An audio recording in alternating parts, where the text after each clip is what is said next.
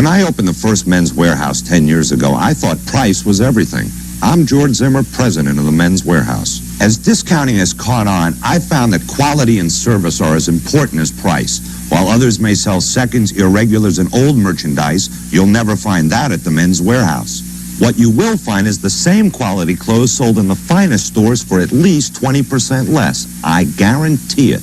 The Men's Warehouse, San Jose, Mountain View, Redwood City, San Francisco, Newark, and Pleasant Hill. What does it take to be an Applebee salad? Great flavor, lots of flavor in every bite. There's nothing like an Applebee salad. That looks good. It's our Aztec chicken salad. It's new. Zesty pepper grilled chicken. Delicious. It's great. Fresh, crunchy romaine, black beans, sweet corn. Fresh. Really crunchy. Crispy tortilla strips, pepper jack cheese. Ooh, this dressing. Zesty. A lot of different flavors, and they're also good together. I have to try that Aztec chicken salad. It won't be around forever. Taste the new Aztec chicken salad today. One of 6 delicious salads during the salad days of summer. That's why I belong at Applebee's.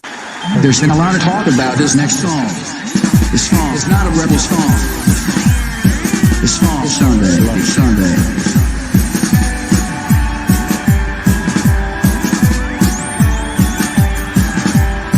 I can't believe the news today. I can't close my eyes and make it go away. How long? How long? Let's we sing this song. How long? Too long. For too long. Tonight, we can be as one. Tonight. Broken bottles under children's feet. Bodies strewn across the dead streets. But I won't heed the battle call. It puts my back up against the wall. Sunday, bloody Sunday. Sunday, bloody Sunday. Sunday, bloody Sunday. Sunday, bloody Sunday. Let's roll.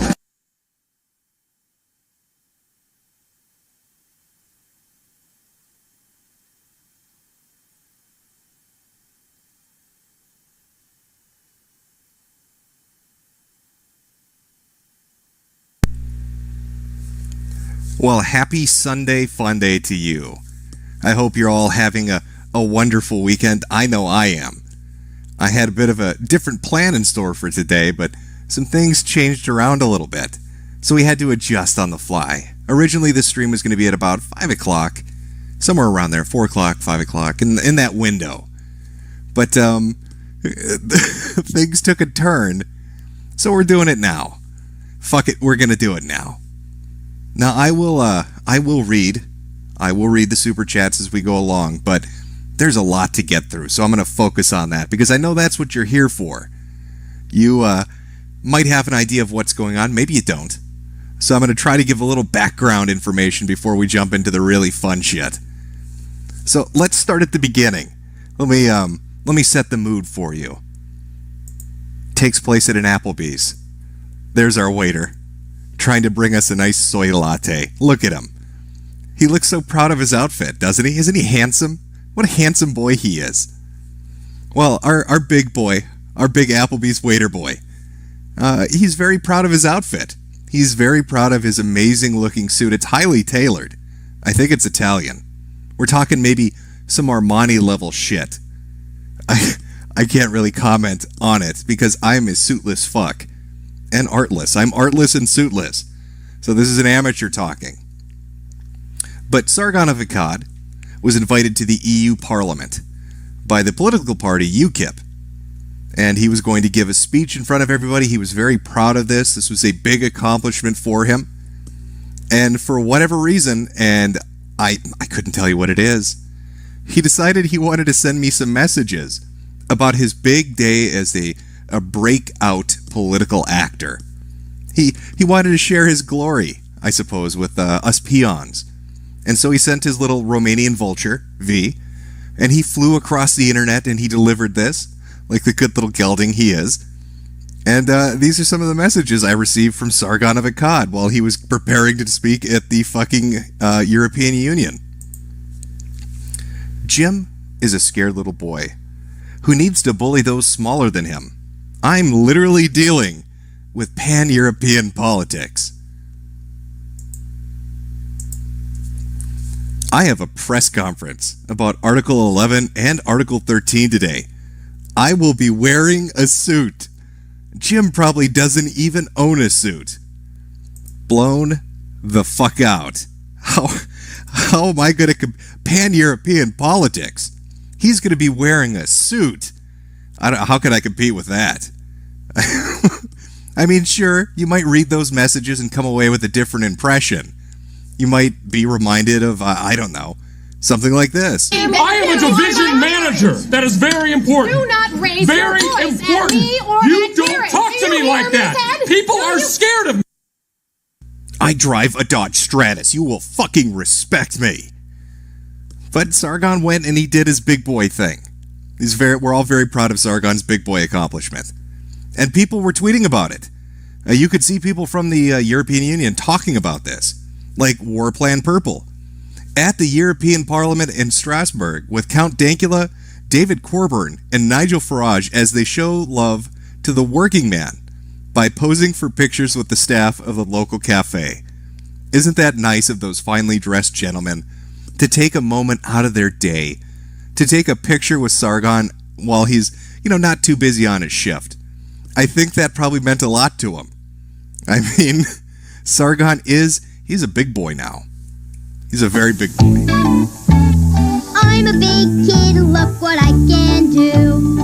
I can wear big kid pants too. Pull-Ups training pants work better than any other training pant. Pull-Ups have leak shields. They keep wetness in God, and he knows how confidence to tie high. that tie. Aren't you proud of him? He's really come a long way, Big kid hasn't he? confidence begins with pull-ups. Look at the pride on his Mommy, face. wow! Oh. I'm a big kid. Now, perhaps Sargon was a little excited. Maybe he was just excitable. I mean, we can all understand that. It's a big moment in your life.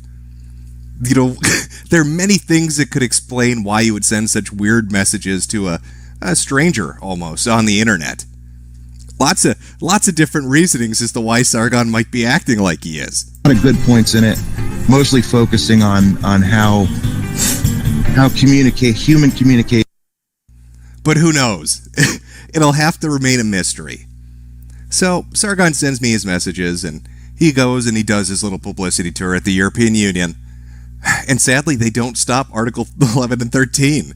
I guess having a fat man read articles about why feminism sucks in front of the EU Parliament didn't really convince them about data protection and individual rights on the internet. It was worth a shot, though. Those fucking SJWs, am I right? He gave it his best. I mean, you've got to give him an A for effort. An A for effort. Sadly, he did not win the day. Now, a lot of people made some jokes about Sargon of Applebee's, talking about how his suit was just disheveled, just shameful, how it was all saggy, and we all know what they say about sag. If you sag off, your swag's off. You know the rules. Just not a good look. Well, Sargon took umbrage with this. He wasn't happy about it. And he blamed me, innocent me, for all the harassment he was receiving. Apparently, that's the story I'm going with. And decided he was going to set up a stream called Hello Jim. And he was going to, stream his grievances about me. Now, initially, he had set it up for 3 days in advance. That's when Sargon was going to do this stream. He was going to blow me the fuck out of the water. He was going to teach that motherfucker Metokur a lesson. Big Daddy Sargon, the stepfather, head of the skeptic family, the Don himself, was ready to go to internet war with a shit poster. Obviously an action befitting a future politician. So the date was set on Sunday, and it was going to begin at 4:30 in the afternoon. I, being the playful individual that I am, said, "That sounds wonderful, Sargon. I'm going to stream snipe your stupid fat ass and make a shit ton of money off of you while I laugh at how dumb you are." While Sargon kept a brave face on, he wasn't intimidated by this in the least. He was going to stream at the designated time until he didn't. Until he decided to be a bit of a bitch and change the time. Now, people have speculated that Sargon is afraid. Sargon's scared. Sargon worried. So Sargon decides to stream at a completely different time, very early in the morning. Different than what he had listed on his video. And we are going to watch some of this. We're going to watch how a master goes about their business. This finely crafted shit that Sargon has put together. Now, I want you to keep in mind, too, one of Sargon's favorite memes, because this is the father of fucking Kekistan. All right, this guy knows hot banter. All right, I think all the kids know about Kekistan. Maybe you've heard of Pee-Pee the Frog? Okay, this badass on screen, he came up with that. Fucking drew it himself and copyrighted it. So, he is a meme master. Sargon of Applebee's is the meme master. And I was a little nervous. But one of his favorite memes, he loves to talk about boomers. Loves to throw that out there. Oh, old man, you don't know what you're doing. How technically inept is Jim? Jim just wants to be one of those cool kids on the internet, but he's really a boomer. So, just keep that in mind as we watch this amazing stream, which is in no way completely fucking retarded and incompetent. Now, give me 1 minute while I pull it up. Get ready, grab some popcorn, get a fucking drink ready. This bad boy's like an hour long. We'll skip around. We'll get to the good shit. But let's hear his case. Because maybe I'm the biggest piece of shit on earth, so I think we need to hear him out.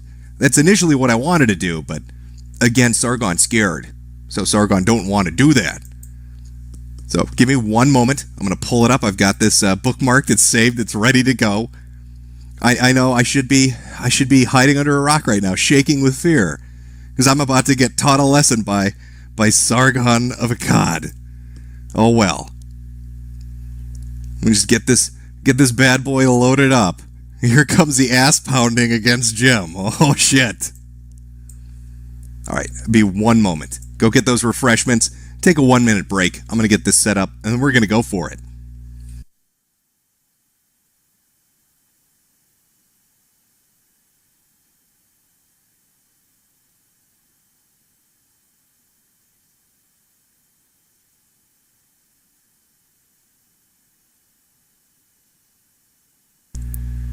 Okay, now hopefully you can see that. Well, hopefully you can see a few things. A couple things to keep in mind. That chat box on the right-hand side, well, Sargon, because he's such a brave motherfucker, he's not scared of anything, really. He decided to turn off chat. You know, just to teach the SJWs a lesson. Hey, Anita, you remember Sargon, the guy that said you're a hypersensitive little snowflake? You couldn't take the heat on the internet? Yeah, that's right. Same guy turned off his chat window. Hey, Zoe, remember how you used to cry about harassment? This badass motherfucker is going to show you, he's going to teach you a lesson. He's going to turn that chat box off. So fucking brave. Just so brave and wonderful.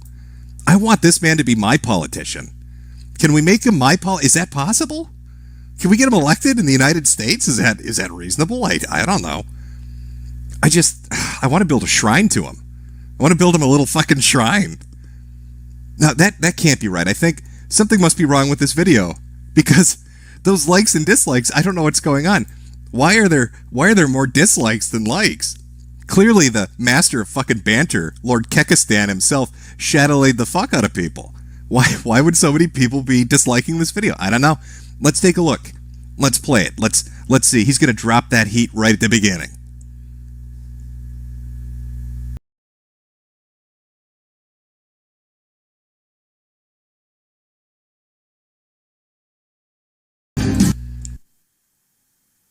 Let me just mute that.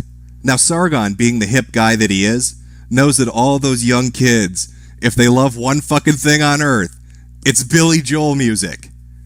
I don't know about you, but when I hear teenagers talking in the mall, you know, as I'm stalking them for my van, all they can talk about is how fucking amazing Billy Joel is. This is the most current hip shit on the internet right now. I don't know if you're aware of that. It's very amazing. So, you forgive me, I'm going to skip ahead a little bit because I can't handle how cool this music is, because I'm just not that hip. So let me just jump ahead a little bit, just a little bit. I don't know what Billy's singing about, something about fires, I don't know. It'll be a mystery to me, I just don't get kids' music these days, you know. Oh, I don't jump ahead too far. Okay, I think the intro's almost over. Yep, the intro's almost over. We're going to go right to audio. Now watch me click over to audio so you don't get confused. You might get really fucking confused about what's about to happen. Here we go. That audio bar is all the way to the right. Are my speakers broken? Hold on. I don't hear any sound. What? Can you speak up, Sargon? I'm not hearing anything.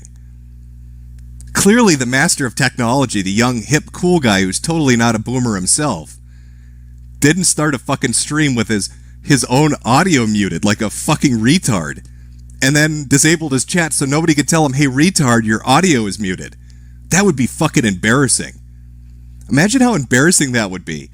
If you talk a bunch of shit to somebody, tell them you're going to stream at a certain time, then run away from that time because you're a pussy, disable your chat, and then fuck up your audio. And let's make it a nightmare scenario, hypothetically speaking, and you left that audio muted for like 20 minutes, and you're just smugly chuckling to yourself.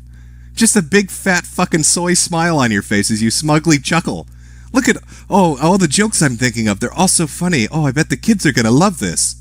They'll print them on Kekistan shirts.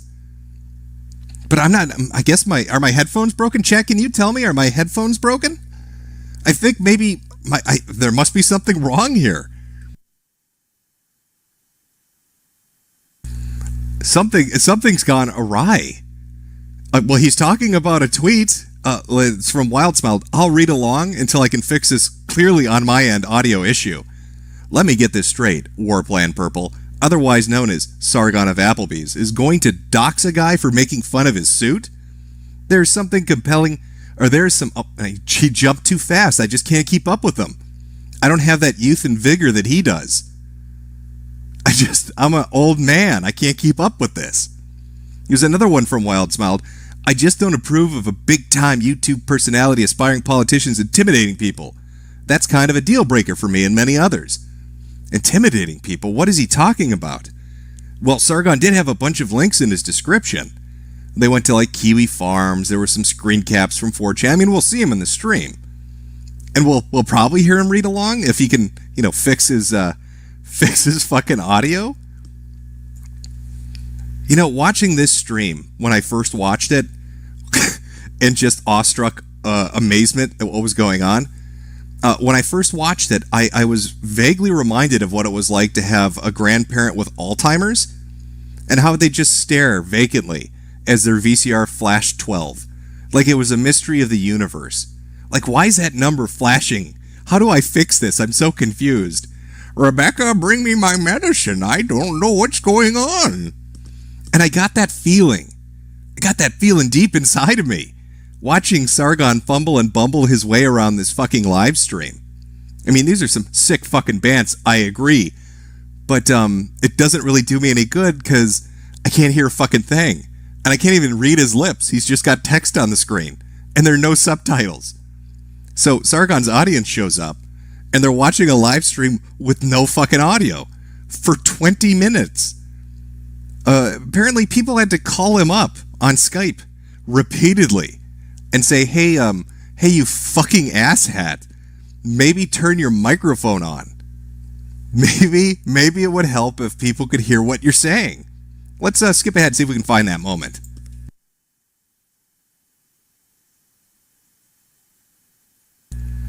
Is this the moment? No, I think this is when he fell down the stairs and broke his hip. Let's jump ahead a little bit more. No, I think he's taking his insulin shot. He's got diabetes. Is this it? Nope. Grandpa's still really fucking confused. What is this? What is this computer shit? AOL looks different. Grandpa doesn't know what's going on. Let's skip ahead a little more. 18 minutes in, has he fixed it yet? No, he hasn't. 20 minutes in, still hasn't fixed it. Dare I jump to 22 minutes in? Shall we see? 22 minutes in and causing many to leave. Here we go. Harassment for quite as old as the subject of the stream. Anyway, now here we go. Sargon is going to be reading from a blog post written by Haberman. Now Haberman was the founder of the website Metokur, and this is after Haberman got trolls remorse and decided that he couldn't live with the guilt of the things that he had done. So this is like a 30-paragraph long letter, and he's going to read some excerpts from it. So let's hear what he's got. So Metokur began in late 2008 and fell apart in early 2012. Over the course of 3 years we managed to do a lot of damage, often to innocent and undeserving people, while we took pride at the time of putting positive spins on our operations, claiming that the people we were attacking had it coming, or that they had learned valuable lessons. It can be safely said that now that our actions at the time were indefensible, plain and simple. Founded by me, Haberman, and the elusive Catalyst, the original goal of the organisation was to get away with juvenile trolling under the banner of activism, claiming that our actions would somehow act as a catalyst for some sort of unspecified positive change. Oh god, that's cringe. Who wants to positively change the world in some unspecified way? I would have been more respectful of this if they'd just said we're just trolling, for the fun of trolling. As new members were recruited, and we'll talk about that in a bit, because this is a very interesting thing, this recruitment.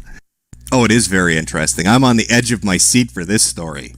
Our methods of trolling began to closely resemble targeted harassment, with the primary goal of the site forum being dedicated to gathering and distributing the personal information of our unfortunate targets, with a YouTube channel dedicated to commentaries over other users' videos, a page on our site dedicated to mocking submissions to DeviantArt, and a growing directory of our target's personal information. We were systematic in our approach to harassment. Furthermore, we were able to manipulate other services, such as the original ED, into serving our efforts, and using our connections to guarantee ourselves favourable front page coverage. At the same time, we managed to maintain a legitimate front by enlisting insidious individuals to create content for us, less insidious individuals to create content for us, which allowed us to continue to pass ourselves off as activists and e-humorists. Of course, the true intent of the core members of the organisation was far darker. Now I see why Jim doesn't think that I'm doing this just for the activism. Because he didn't. Well, it is part of my Machiavellian master plan, but we'll get to that. Let's hear a little bit more of the backstory of the nefarious Haberman in the dark entity known as Metokur. As opportunities for larger exposure presented themselves to us, we took full advantage of them. Continuing to contribute to ED would eventually win a sysop status, blah blah blah blah blah.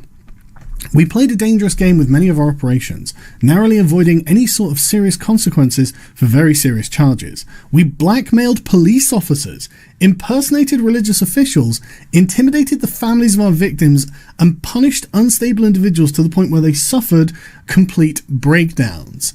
Oh, that kind of sounds like it's still going on, doesn't it? I mean, don't get me wrong, I don't agree with what Mundane Matt did, and I don't agree with Mundane Matt posting an apology to his Tumblr. Matt, you should definitely post an apology video if you want anyone to have any kind of respect for you in the future.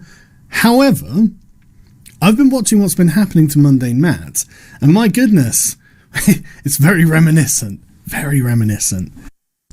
Now, I'd like to take a moment, because I think you guys need to meet the Dark Overlord, the Duder himself, the Lord of the 24-hour ops. I think you need to see what he's like, to see if this matches up to the story you're listening about blackmailing police officers and impersonating people and driving victims to insanity and suicide.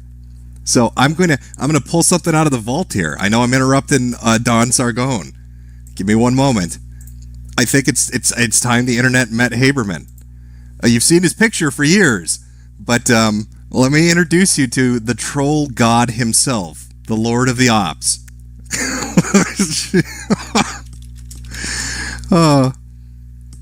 Okay. All right, this is the supreme leader of the evil organization known as Metokur. If you have children watching, please make them look away. I don't think their sanity can take what they're about to witness. If you have a weak stomach or a heart condition, you've been warned. This is a troll god you are about to witness.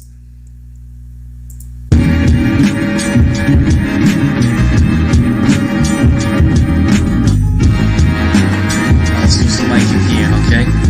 Check it. Yo, this your boy, Scooby-Doo Joint. All the motherfuckers best appoint your ears to this message. It's a message of respect. God bless us. Yo, much motherfucking wicked clown love. Speak up. I can't hear you over the sound of the dick in your throat. You can't cross this moat. My castle is the dark carnival, hanging out with my family. Juggalos, you can't enter, you can't trespass, otherwise we're gonna beat your ass. Yo, you think you're so hot shit? Well, guess what? You're the lighter part, idiot. You're not anything that I can't beat. So get out of here, best move your feet. Yeah, okay. Yo, it's your boy, Scooby-Doo Joint, reporting for Juggalos Online 666.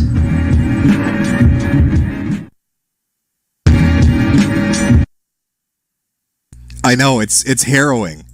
The troll god himself. I don't know how I survived my time in Metokur. Clearly this man is a demon god that walks among humanity, sowing discord and reaping sorrow. He's unstoppable. I mean, when you watch that video of him singing about his juggalo allegiance, you can clearly see a man that can blackmail police officers. But let's get back to the blog post. I'm sure there's much more interesting things to listen to. I mean, it seems weird as well. It seems that, I mean, it's not like I call Monday Matt a strong person, a strong character. But anyway, subpoenas, takedown requests. Sorry, did I? Oh, no. Let's back up there. It's difficult to ascertain if we were directly responsible for any loss of life. But the unfortunate reality is that we may have very well likely been so. It almost seems petty to say this, but the thought of this will likely haunt me to the day I die. Subpoenas, takedown requests, letters of legal intent, and pleas from the friends and families of our victims were all laughed off. We took nothing and no one seriously, and rarely faced any immediate consequences for our actions. Can I get a whoop whoop from the chat? Much motherfucking wicked clown love. Okay, Hatchet Nation, can you hear me? Do you hear the Lord of Ops here talking about how the life ruination he wreaked on the internet? Okay. One of the few measurable blows to Metokur over the course of our run was when we were removed from our seats of power on Encyclopedia Dramatica, but not before removing some of their primary benefactors, resulting in the eventual closure of the service itself. Which, I mean, that's, honestly, for me, out of this whole thing, that's the worst thing you could do. I'm a big fan of ED. I love ED. How dare you, sir? But now, wouldn't you think that if Carl wasn't a complete fucking new fag imposter, he would understand that people that claim they've taken down Encyclopedia Dramatica have never once taken down Encyclopedia Dramatica, but he loves it. He's fucking hip with the kids. You saw Billy Joel at the beginning. Clearly the words of this juggalo have a great deal of weight. Haberman destroyed Encyclopedia Dramatica. I know that's recorded nowhere on the internet, but it fucking totally happened. behind the scenes, and this is the bit that really gets interesting, egos among the core organisation clashed with one another, causing many to leave and pursue other projects. There was a palpable sense of paranoia, as well as those who remained not only feared the traitors, but the other remaining members of the organisation as well. There was no trust between any members of Metokur, and none of us could truly call each other friends. Anyone who made the mistake of revealing any detail of personal information was consequently mocked and shamed for it, which I can personally attest led to a lot of pent-up stresses and pain. Ultimately, paranoia would be the primary force that would kill Metokur, as several of the few remaining members I feared that I would repurpose the site in order to propagate, advertise a new YouTube channel, blah blah blah.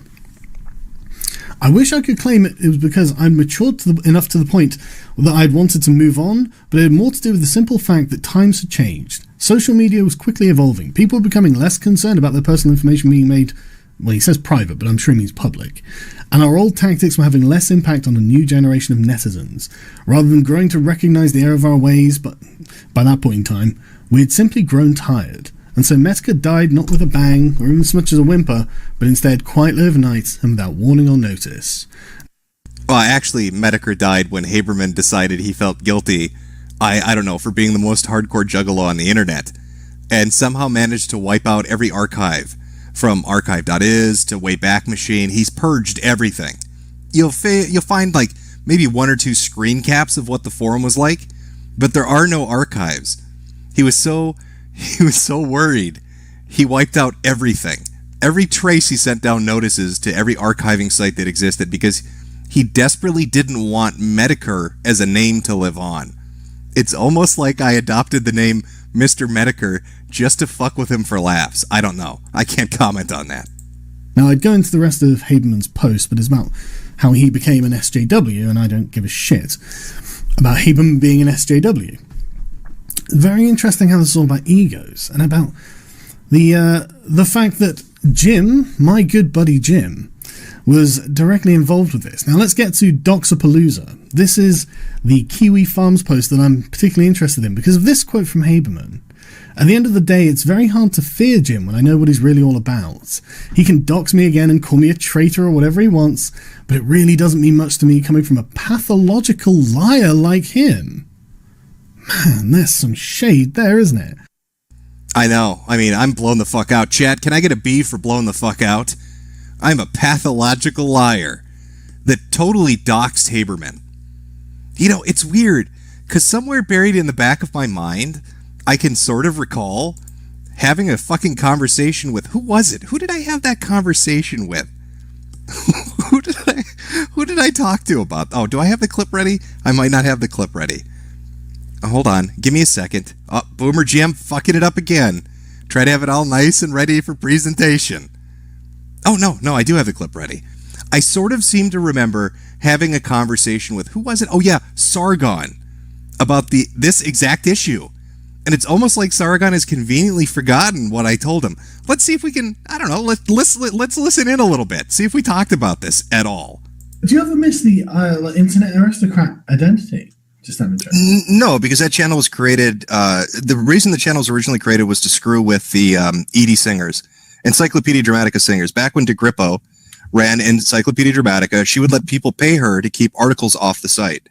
And the EDS singers was one of those people. So Haberman, who was friends with the sysop on Ed, wanted to screw with the EDS singers, but he didn't want to put it up on a Metokur account. That's why Internet Aristocrat exists. It was just to fuck with one group of people, and that was it. Oh, that's weird. I guess we did kind of talk about it. Huh. Oh, that's convenient. I guess maybe in old age you have a bad memory and things slip your mind. Or maybe he was just really drunk and scared because he was going to get raped by a gay man that night, and so he couldn't concentrate hard enough? I don't know.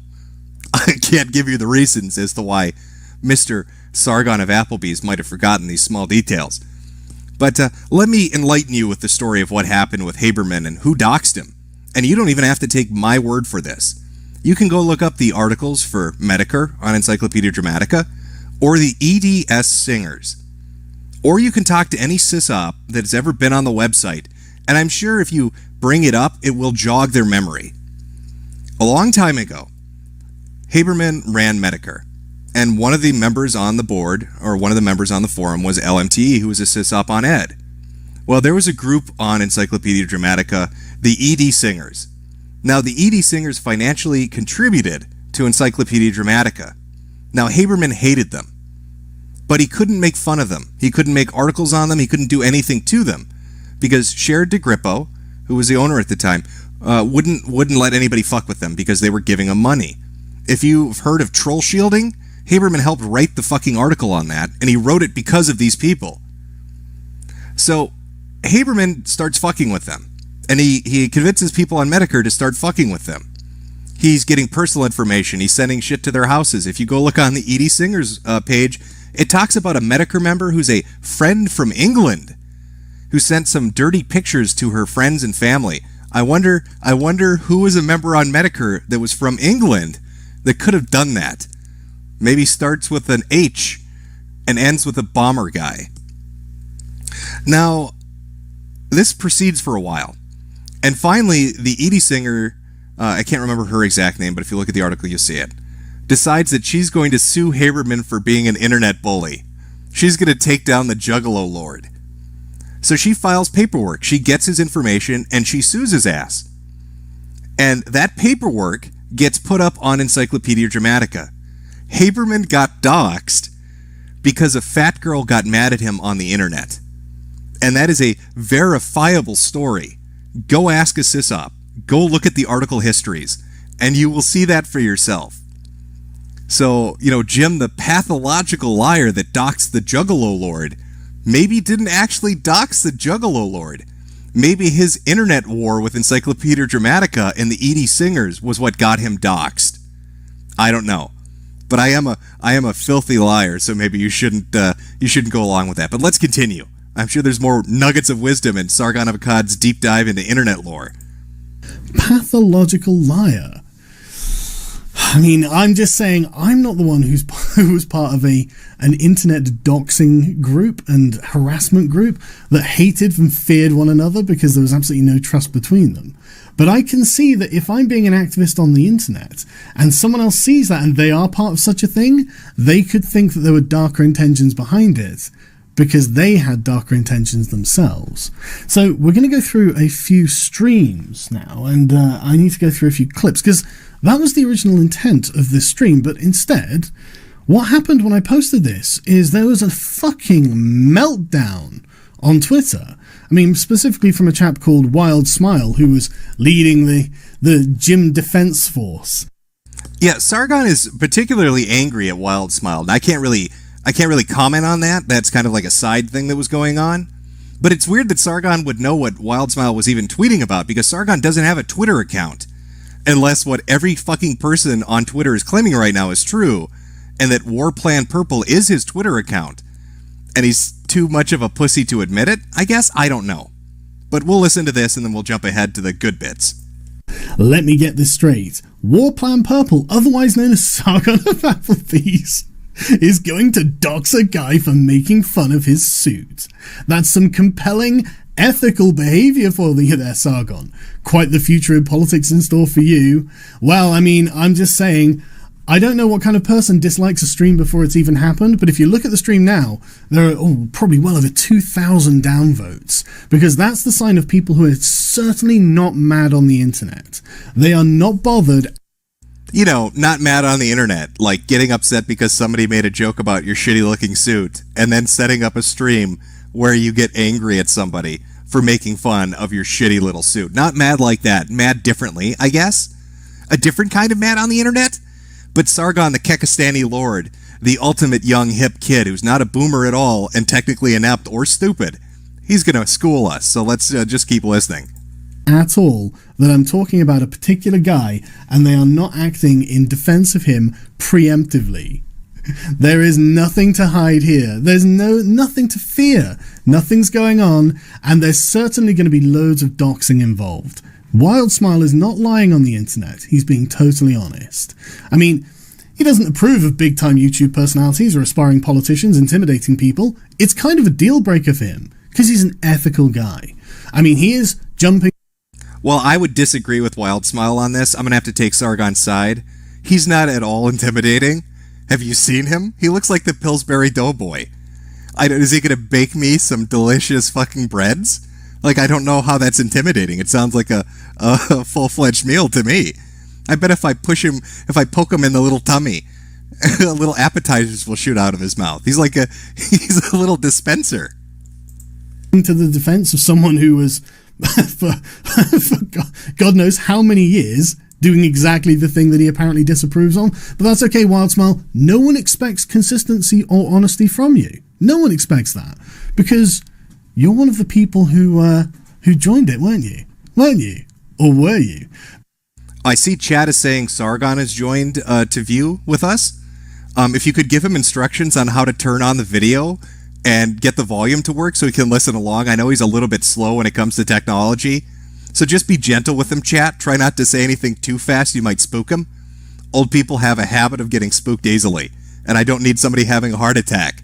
After all, I've got a whole list of victims, according to the Juggalo killer. You know, police officers and all sorts of people. I don't want to add a politician to the list.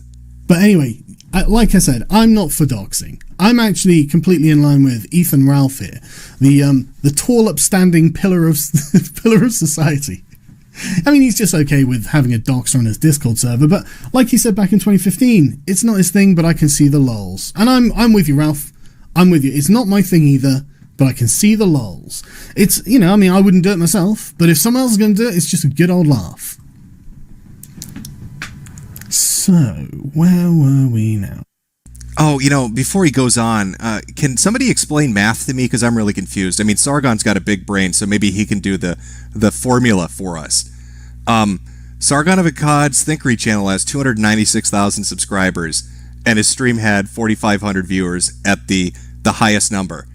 My channel, which has less subs than that, has 268,000 subscribers, currently has 24,000 people watching. I don't understand. Sargon, can you make that compute for me? Can you use your thinking thoughts and your big boy brain to maybe do the math for us? Okay, let's continue. Right, okay, I think we'll go for this one. So this was interesting. So there was a chap called, was it Latmium? Something like that? I can't remember his name. But he was an old friend of Jim's. I won't go. I'll leave all the links of this in the description of this after I've finished, obviously, so you can go through all of this on your own and have some fun. But like I said, we're talking about our old friend Jim and his time in Metokur and in a previous forum called Bullshit Forums that I'd never heard of. One of the strange things about Latvia Man's appearance on this, and he was, by the way, a former Metokur member, is he also said that I doxed Haberman. That's kind of strange that he'd conveniently forget that, huh? Consider you can go verify this for yourself that Haberman got himself doxed because he fucked with the Edie singers. But, just throwing that out there. But we'll listen to a clip to make sure I've got all the sounds on because, I don't want to have another boomer moment. Smugly chuckles. Let me find it. Things about...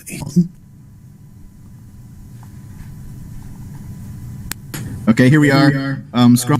Examples of what I had to say, what a faggoty Sonic fan I am. I'm fairly certain that's not actually Short Fat Otaku's audio.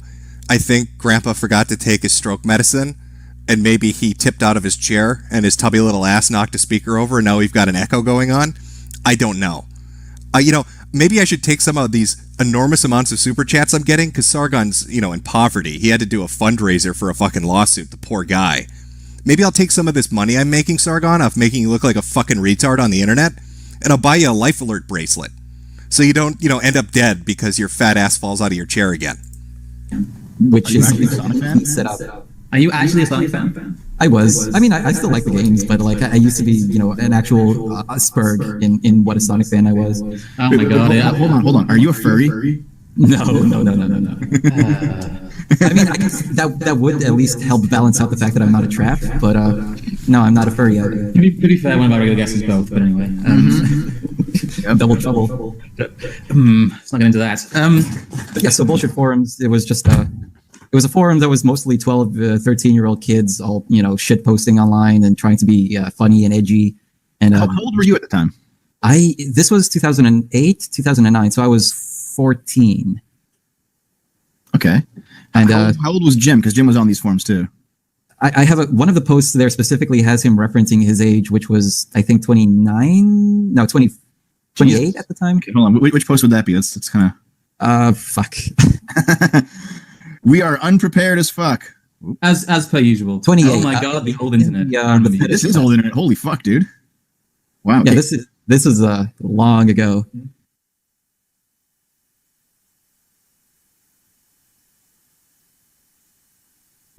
Now that's part of his stream. The audio it kind of stops. I don't. Oh, he's jumping around the time bar. Okay. He's looking for that time code. How do I program this VCR? The Golden Girls is on, and I want to record it. We did Shenmue, and then for Christmas we did Yakuza. So we've done both on NTG, and we've kind of compared them. And I was like, no, I still prefer Shenmue. And then Blackface Purple was like, what the fuck is wrong with you? But let's continue on a little bit though, if you don't mind. I'm not saying just to address the chat. I'm not also saying that all of you are definitely kids. I'm not saying everybody who likes Jim is a kid. That's not what I'm saying. Well, there is definitely you mentioned a pattern in our PMs before this stream, and there was a pattern of where Jim would join a community and he'd be the oldest guy there by 10 years, right? Jim does thrive on the fact that he can hang around much younger people than him, and he either might feel younger himself, or I think it's easy for him to improve. Oh, hey there, sweetie squat. You want to come into Uncle Jimmy's van and maybe get some popsicles? Do you like popsicles, little boy? But it's gonna get good. Trust me, I've got some lore following this one you guys are gonna like. impress younger people, like young kids, young boys, teenagers, whatever. They'll be impressed by him. They'll think he's really cool, and his ego might feed on that quite a bit. Yeah, I think that's really one of the big reasons that he one, that he takes off, and two, that he doesn't really hang out with people his age. And I think it's because like Jim would be 40 now. He is pushing 40. Yeah, and it's still a situation where he's probably dating somebody who's half his age. Because I think Jade is 23 or 25 or something. Like she's quite young. I know. I'm a terrible man. I'm fucking a young Asian female. What am I doing? I need to get a fat old wife. And he's still hanging out with people that are way younger than him. And well, what does that say about you when you're 40 and you're like? There's been this thing floating around for a while now that Jim is the guy who never left high school. He's like the 22-year-old who goes back to high school and hangs out with the kids out back behind the school. And that really does sound like it's the case. Only he's 40. It's, geez, I don't know. He does blow up every time he makes a new channel, but he blows up amongst people who are quite young. And then you have to think, well, what does that say? Well, I mean, to me, that says he's definitely not weird. He's definitely not grooming them, because that's exactly what it sounds like. It sounds like a 30-year-old man grooming a bunch of kids to be part of his cool kids club for his own ego. And again, don't take my word for that. Let's talk to the person who was part of his little grooming operation. We're gonna go deep into the grooming operation. I hope you're ready, chat. Oh god, yeah, that was definitely the atmosphere in Metokur, was that we thought we were really elite, super users on the internet. We were on the cutting edge of trolling as an art form. Were you actually? No, not at all. I mean, we did some shit. If people know school. Wait a minute, I'm so super confused. Did a former member of Metokur just say that they weren't on the cutting edge of trolling? And that it was just kind of a fuck around thing? Because I could have sworn that Sargon just read us a 32-page long post about how the Juggalo Lord of Darkness rained fire down upon the innocent people of the earth. That's confusing. Shooter North American Tour 2012. That was a project that we did. That was a school shooting source mod. That I've never heard of it, but it sounds awesome, and I'd definitely play it. but yeah, just. He wouldn't play it. It doesn't have anything to do with raising another dinosaur's children. Just to be clear, and again, this keeps coming up, so I gotta skip to the timestamps. Sorry everyone. I know this is a pain. Be around here just a bit, eh? Jesus. Okay, I gotta present everyone again. Let's keep going over it though here. Get the chat room back up. I lost it. Okay. But to be fair, when you get down a little bit, he does, make up some really. We'll be getting to that. We'll be getting to that in a minute. Okay. His justification for this is, of course, security. But I'll be realistic about this. There is no security on the internet. Merely the illusion of security. You can try your best to erase things. You may even succeed, as he has in removing large portions of his past. But be assured that somewhere out there, someone has taken the time to catalog these things, should the need ever arise to use them. Now, he's basically talking about you, Latin. Not really, but I know. But it turns out that you had all this stuff saved. Yeah, I guess. I'm sort of lost here. I don't know exactly what track we're on, but hopefully get to the grooming part. Hopefully that's coming up, because that's the hotness. Well, sorry, just to roll back a little bit. Was the dynamic always that he was really the oldest person in most of these groups? Were most of these groups teenagers? Yes, definitely. He was. So, I think we've established exactly the way that my good friend Jim works. He finds a group of young kids and then encourages them to join him on his escapades. And again, I'm going to call this grooming, because that's exactly what it is. When a guy who's nearly 30 goes to a bunch of kids that are 14 and encourages them to do things. It's really fucking creepy. Hey, all I've got to say is kids love lollipops. All right, I'm not the bad guy here. But let's talk about these accusations that I'm running a grooming circle on these forums. Now, Latvi Man talks about bullshit forums, and he talks about Metokur. But one of the things he's, again, conveniently forgetting as he explains his story, and this is something you can all look into if you'd like to. There's a Scottish gentleman, a very rich Scottish gentleman, who happened to love video game reviewers back in the early days of YouTube. Names like Armic21, Urinating Tree. He wanted to create a forum for them to come hang out on. And so he did. He created Axel Stripe. Now, Axel Stripe attracted a bunch of the really early video game reviewers and Let's Players, like back in 08 and 09 and 07. Really, really early on. And I joined as part of that community. A lot of people did. Because I used to watch Armic21. I watched a couple of other guys, so I signed up. So the forum does fairly well for like a year or two. But the personalities start to clash. These different YouTubers, even back then, started to clash over who was the bigger deal. Lots of fighting going on the mod boards and the admin boards. Until eventually it implodes. The guy that, opened the forum up can't control it anymore. None of the personalities want to stick around anymore. And he shut it down. Forum gets shut down. Now, the community that, had built up around it decided they were going to go build two different forums. One of them was the bullshit forums, and the other was something like, I don't know what the fuck it was called. It was like hot use or some shit like that.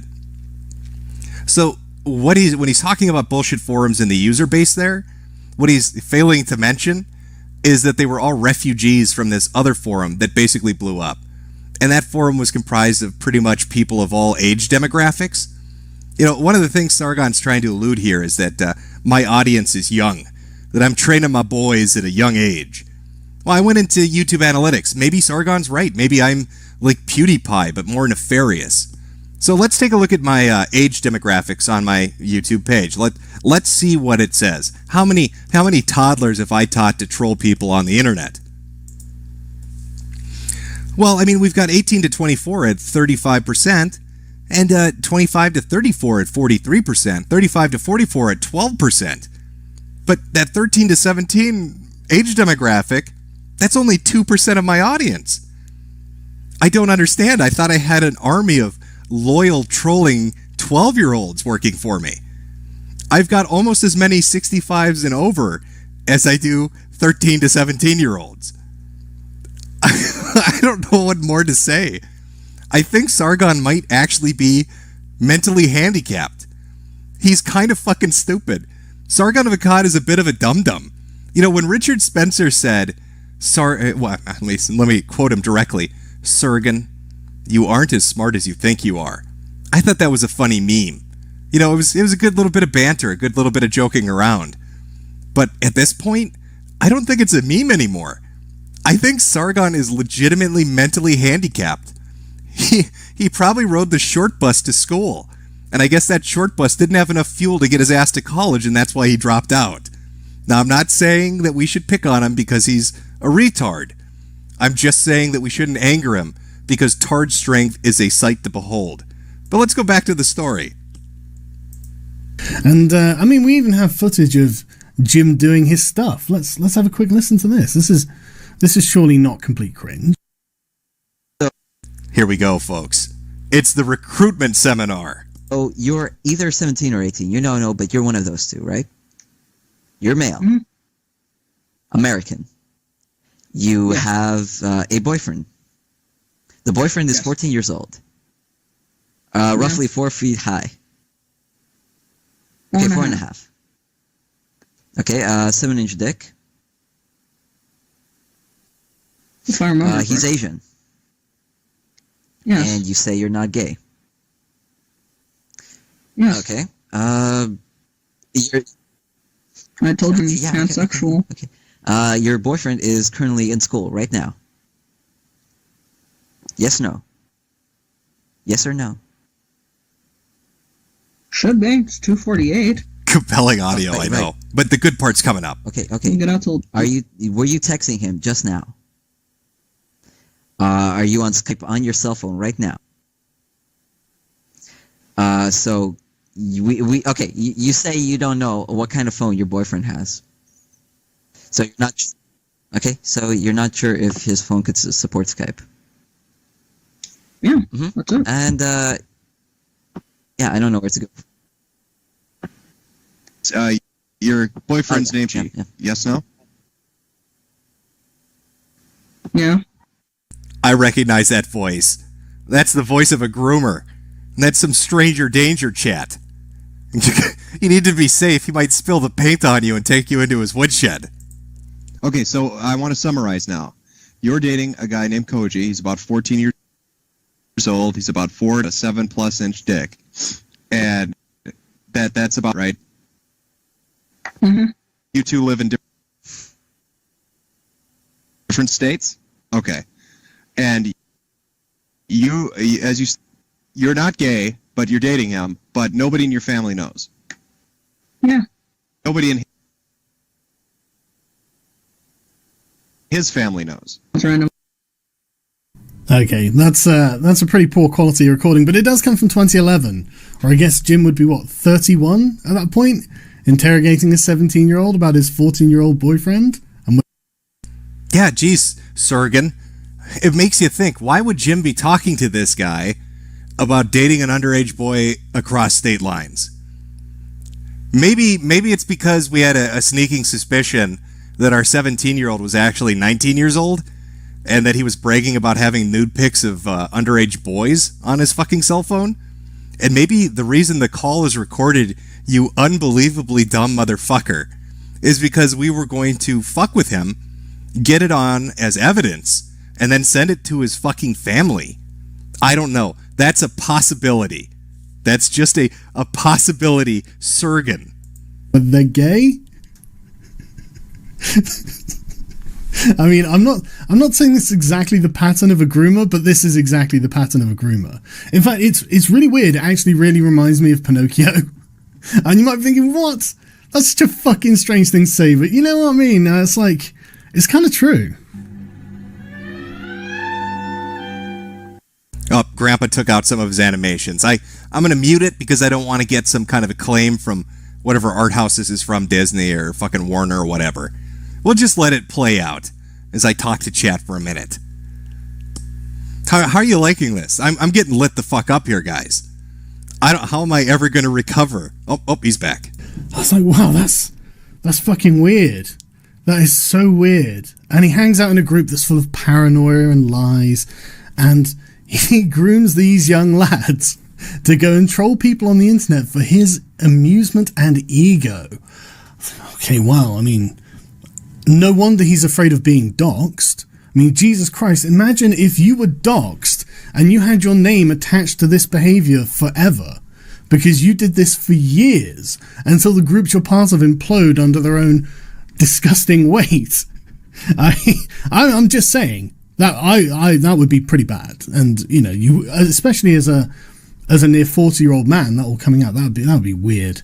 That would be weird and disgusting. But it's the dishonesty I'm concerned with. The dishonesty. That's what bothers them. It's the dishonesty. It's the dishonesty, not the allegations I'm a child groomer running a mercenary army of children trolls on the internet. It's like my own outer heaven, my own digital outer heaven. Sargon of Akkad thinks I'm big boss. He thinks I'm big boss on the internet, and I have an army of mercenary children wreaking havoc on web forums from here to hell and back. It really bothers me because my friend Jim is sick. And by the way, before I start this, the reason that I played a copyrighted song at the beginning of this stream, and the reason that the chat isn't on, is so I can't make any money out of this. I can't monetize it. Any money that is made, if it was monetized, would go to whoever owns the copyright of the song, and you can't send a super chat to me, so you know that I'm not doing this for the cash. But because I really want you to donate your super chats to my friend Jim, because he's sick. I agree. You should give me your money. I think Sargon's a smart cookie. He's using that big brain again. Now, I know he's a big fan of Rules for Radicals, and I'm sure this motherfucker reads Sun Tzu every time he goes to bed at night. And this master of reverse psychology totally isn't trying to not let me keep super chat enabled. Don't want to shame me on that.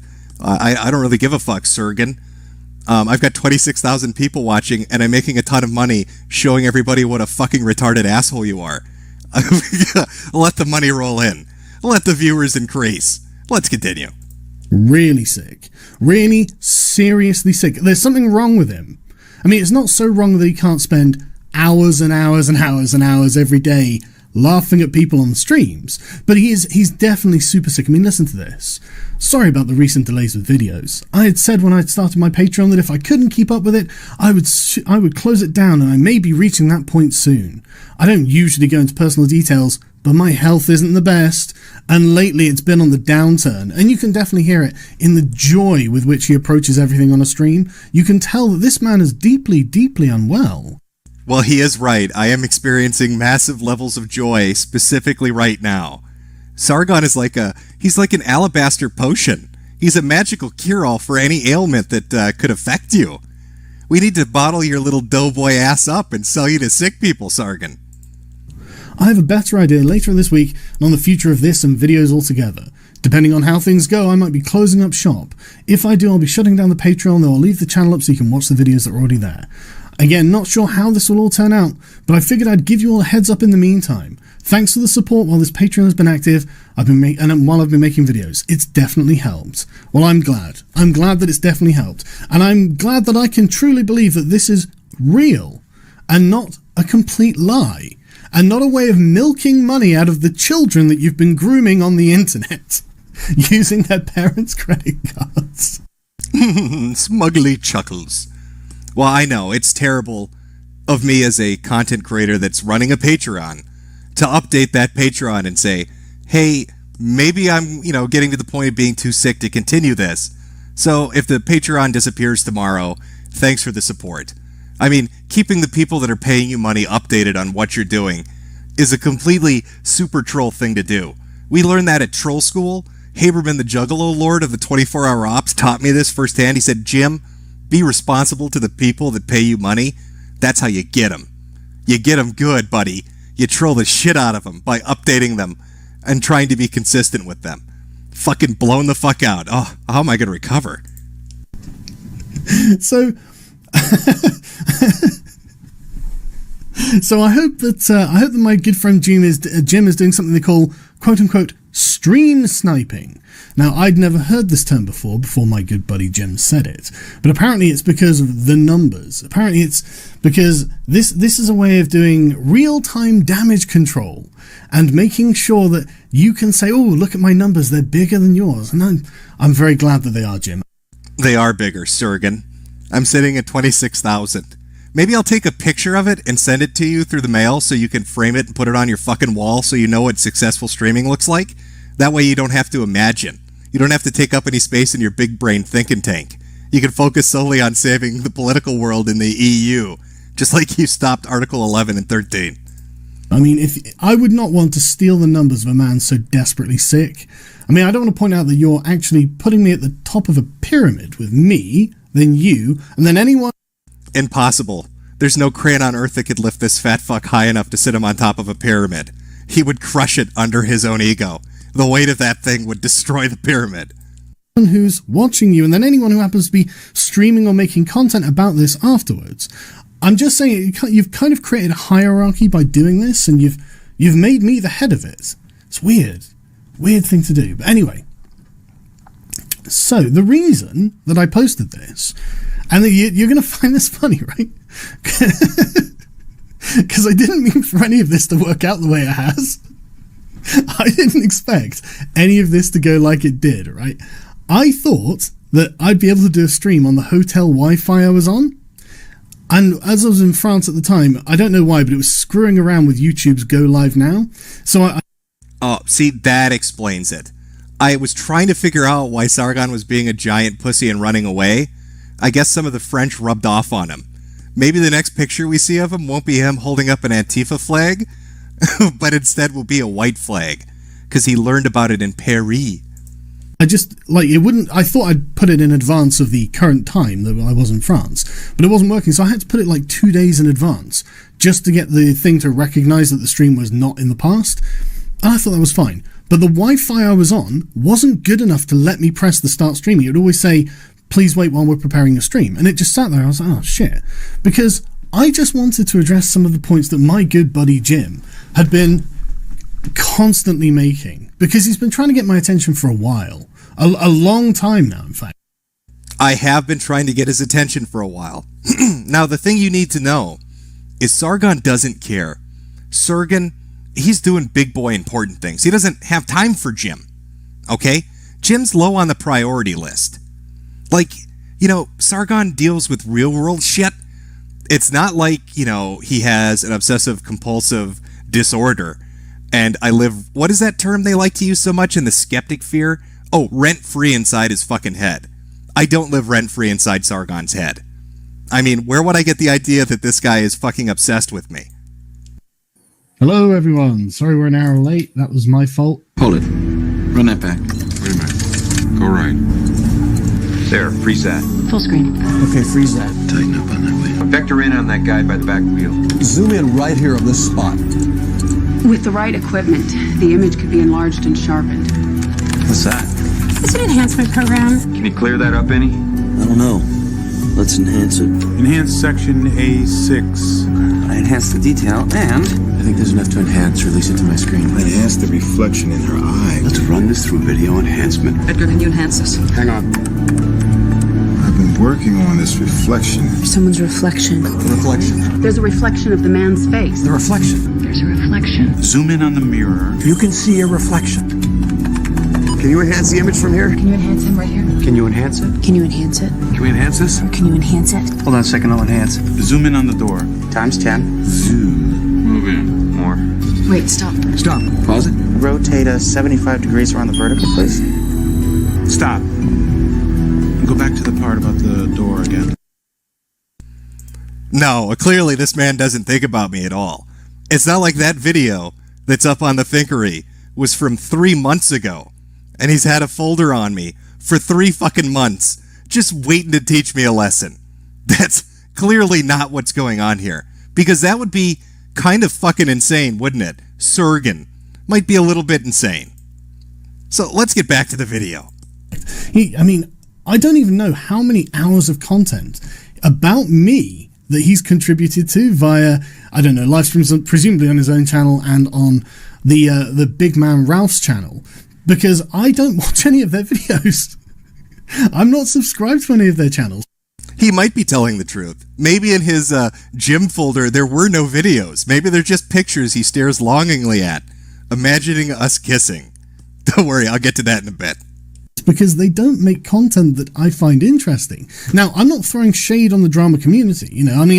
I actually have quite a lot of respect for Keemstar recently, because he's actually been operating in good faith, or at least he had when I was back on Twitter, and with regards to me and with regards to public events that have been happening. His input was actually really valuable. So it's if people want to run drama channels, I'm not against that, and I understand why they do it. The views are amazing. Let me translate this into real talk for everybody so we can cut through the shit of Sargon's speech. He knows Keemstar's probably watching this and has been paying attention to this little back and forth, and he's scared shitless to say anything bad about him. So I'm just clearing that up. It's a little bit of dick sucking going on to try to prevent Keemstar from ever talking about this publicly. Keems has got millions of subscribers. My good buddy Jim, he gets huge numbers when he's doing his drama streams. So I totally understand why people do it, but I don't. I'm not really interested in getting on with drama. I'm actually trying to do stuff.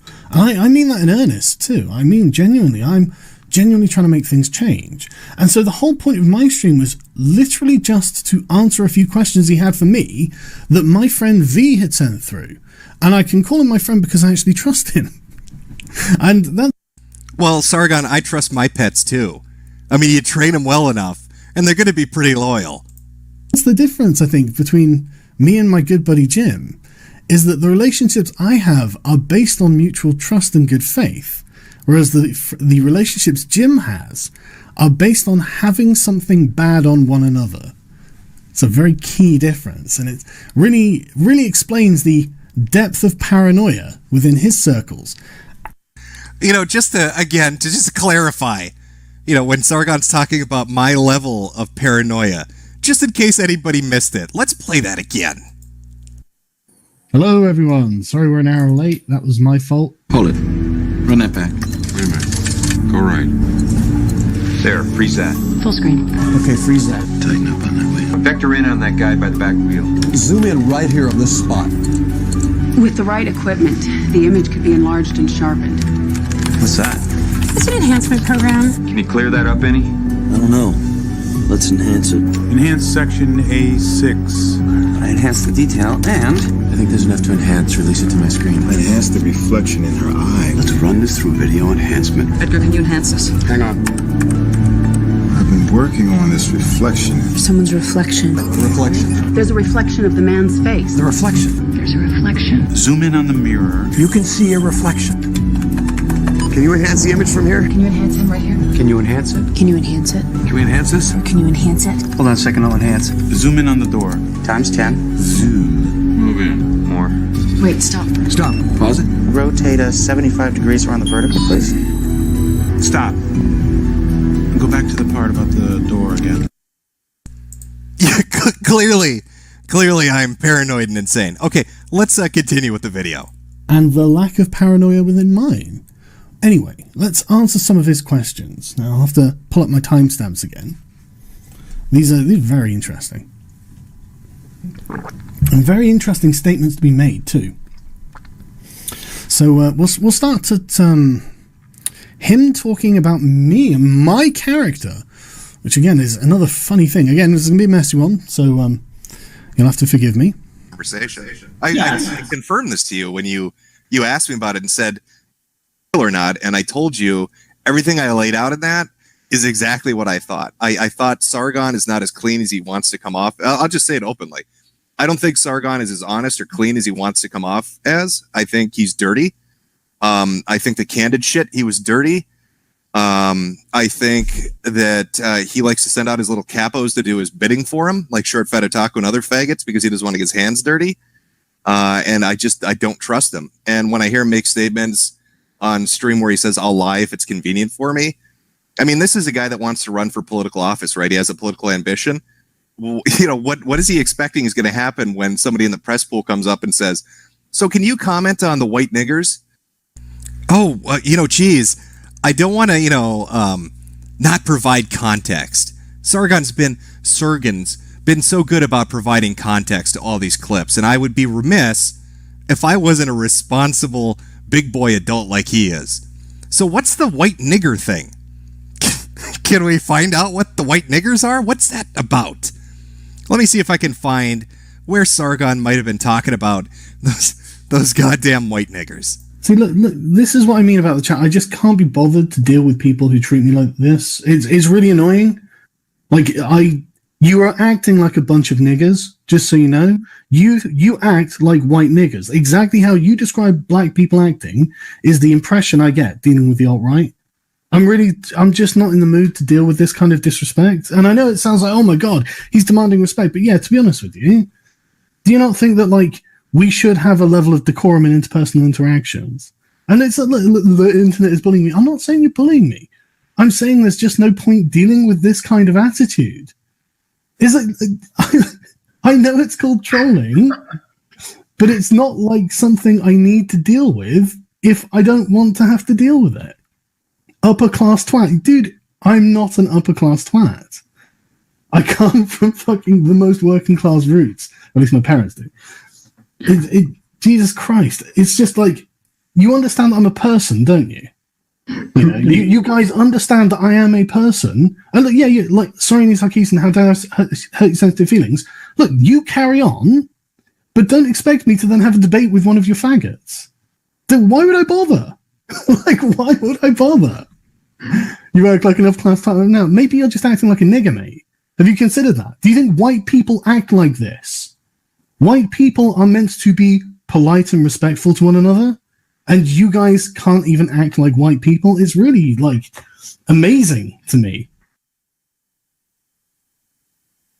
Why would he bother? You know, Sargon, he's a real human being, okay? He's got feelings. And he doesn't have time for those, I can't say the word, I'm just too politically correct. But our politician, our future politician, he's not afraid to break those barriers. I think maybe one of the planks in UKIP's future platform is they've got to do something about all those goddamn white niggers. But I just wanted to provide a little context. Can you comment on saying?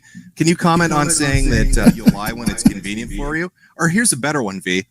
We know that you have an association with a YouTuber by the name of Matt Jarbo. Well, recently information came out that Matt Jarbo may or may not have allegedly tried to rape a teenage girl behind a church at knife point. Do you disavow that person, or do you? I'm sure that when I'm a politician and I'm standing there and running for office, I'm absolutely certain that someone's going to come up from the press pool and say, "Excuse me, can I talk to you about mundane Matt, please?" I'm definitely sure that's going to happen, and I'm actually ready for that too. I disavow. I disavow. Oh, well, Sargon's the big-brained one here. I'm a stupid little pleb. Why would the press, when looking at some retard from the internet who's wearing a fucking shirt that says Free Kekistan, why would the press look up things like white nigger comments and talk about your association with some guy that's been accused of trying to hold a chick up at knife point and attempt to, I don't even know if you'd call it rape. I don't know to get a smooch from her. Because that's how you hit on the ladies. Little pro tip for all you troll kids out there that are part of my Outer Heaven gang. If you want to get the girls to give you a nice kiss on the lips, physical violence works well. At least that's what Mundane Matt's taught me. Now, it's funny that everything that Jim is afraid of about me, I've demonstrated is true about him. That's weird, isn't it? That's fucking weird. I mean, I never took any money from Candid. I never said that I would lie when it's convenient, but I know someone who will. That's so strange. Yeah, he never took any money from Candid. Never took any money from Candid. He was just part of the Skeptics Skype groups and their little group chats where they probably talked about the money they were making from it. And then when poor, innocent, harmful opinions was talking about how fucked up it was for these idiots to be supporting an app that was building an AI bot to censor them and everybody else. And they all went after him because the company paid them money to do it. That Sargon, in his infinite wisdom, would decide to pretend he wasn't aware of what was going on, even though he was tweeting about it the entire day, and go on to stream with harmful opinions and tell him that he was just all sorts of Alex Jones crazy, and that, it's just an app, bro. It's also highly amusing to me, and I'm sure everybody else on the internet, that these absolutely retarded fuck knuckles, that these just dipshits of the highest order built the device that created basically the adpocalypse. If you want to know why YouTube and Twitch are fucked into the dirt, you can thank the skeptics for that. And there's Sargon leading the charge to put harmful opinions in his fucking place and teach that autistic motherfucker a lesson. You don't screw with the skeptics. They're the big boys of YouTube. But anyway, the reason, Jim, that people will go and bat for me while I'm not there is because they're my friends. I know that's tough to understand. I know that's really tough, but there's a reason that not one of these people I know you've tried, and you and your friends have tried to turn them against me, and there's a reason they haven't. It's because I haven't done anything to them. I haven't got anything on any of them. I haven't hurt them. I don't publicly disrespect them. I don't do anything wrong to them. So they've... Unless their name is Crowd, in which case you conveniently record them so you can throw them under the bus later. But aside from that, nothing. He's done nothing underhanded. Got no incentive to hurt me. I don't know why they would, and I don't know why you think they would. I'm sorry to tell you, Jim, but the person you don't trust is yourself. And with good reason, it seems. Anyway, let's go to the next one. So, 6:30. There we go. Oh my God, IBS is so terrible, and oh my God, it's so racist, and oh my God, how can wasn't that Karen Strong who made those accusations? Because I don't think Sargon, myself, or Short Fat Otaku made the accusations that it's getting people killed. I don't, I'd have to go through Short Fat Otaku's tweets, and I'd have to look through his shit, but I don't know. I don't want to piss off some guy that's got 8 times the level of testosterone in his fucking ovaries as what I've heard Allison Prime has going. So Oh, a little bit of background context for that, because I want to be the responsible adult here and kind of get away from my grooming mentality. Sargon showing me the light here. Allison Prime was a dude during Gamergate that pretended to be a woman to get sympathy and money. And there's an accusation floating around that short fat otaku pretended to be camera lady who described themselves as an autistic, mute, disabled lesbian and talked about how they were like super fucking ripped, yo, and had a shit ton of testosterone and they love slaying pussy. So that's kind of floating out there. So that's what that little joke was about, in case anybody was curious. I can't comment on this. I have no say one way or the other, but just context matters. That's a fucking thing I'll have to table for another time. But what I'm saying is... Let's go back to the accusations, because you said that Sargon is willing to lie. I believe the context of the stream was that he knows that the kill stream is not the kill stream, sorry, the Kumite is not outright. Yeah, it's not outright. He knows that. Yeah. And the idea was, if someone comes up to him and says that the Kumite is outright, will he correct that person? It's not that he would lie that the Kumite is outright. Would he correct someone that he knows is wrong about the Kumite? Oh, so no. Let me have my little interaction with me. So yeah, he's fine with propagating misinformation when it's beneficial to him, when it's politically expedient. So who the fuck's going to elect the guy to office when he basically will tell you openly, it's politically expedient for me not to give you the truth or make sure that you have the truth. Only what serves my purposes. Who the fuck's going to go put a ballot in the box for that? Well, let's be honest, Jim. I mean, can you think of a politician you think of as trustworthy and honest? I mean, it seems to me that a lot of people vote for dishonest politicians. I want you to carefully pay attention to what this retard just said. I accuse him of lying when it's convenient and omitting the truth when it's beneficial to his political ambitions. And his fucking response is not, I don't do that. It's that, oh, all the politicians do it. All the politicians are dirty, Jim. What do you expect me to do? But you're being dishonest here, aren't you? Because it doesn't serve me in any way, shape or form for Tonka and his Kumite to be called alt-right. That doesn't serve me in any way. What I said to Tonka is that I just wasn't going to waste the time. Because, Jim, they call me alt-right. And I'm obviously not. It's demonstrable that I oppose the alt-right and the alt-right opposes me, and yet they call me it anyway. So my reasoning was, why would I waste the time? But you know what? I apologized to Tonka on that stream because he pointed out that he actually had done the same to me, even though it was a lost cause probably. He had defended my reputation. I said, you know what? That's fair, Tonka, and that's fair, Tonka. A little background on this. I should have had the clip ready for this, but I'll try to give it as best as I can recollect it. You can go look it up and check if it matches up. People were accusing Sargon of shit, and at the time, Tonkasa of the Morning Kumite defended him and said, "You're wrong. That's not true. What you're saying about Sargon is untrue. You shouldn't say it. You should correct yourself." Now, Sargon allowed people to smear Tonka as being all sorts of shit. Oh, you're alt-right, blah, blah, blah. And he didn't care, right? And Tonka essentially shamed him on stream by saying, you know, why is it that I have a better moral character than you, Mr. Future Politician, and I'm willing to correct the record, but you're willing to let a lie stand because it's politically convenient for you. So that's the background on that. Absolutely true. And so what I am going to do, if someone does come to me and say that Tonka's part of the alt-right and the Kumite's alt-right, I would defend them, even if the journalist isn't going to accept it or even understand the terms, because that's really the main problem with the whole thing that you're trying to reference here, is that the people who you'd be talking to don't know what the fuck we're talking about. No one does. People off of the internet, out of this corner of the internet, they don't know shit. And all I said to Tonka was I wouldn't bother. Anyway, what was the next thing? Do I go over the part where Jim doesn't understand the words he's talking about? That seems like a waste. I think I'll go to, let's see.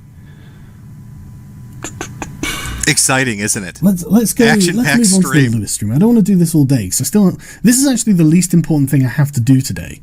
So let's just skip to the bit where he talks about how he was lured into a trap by Louis Levi.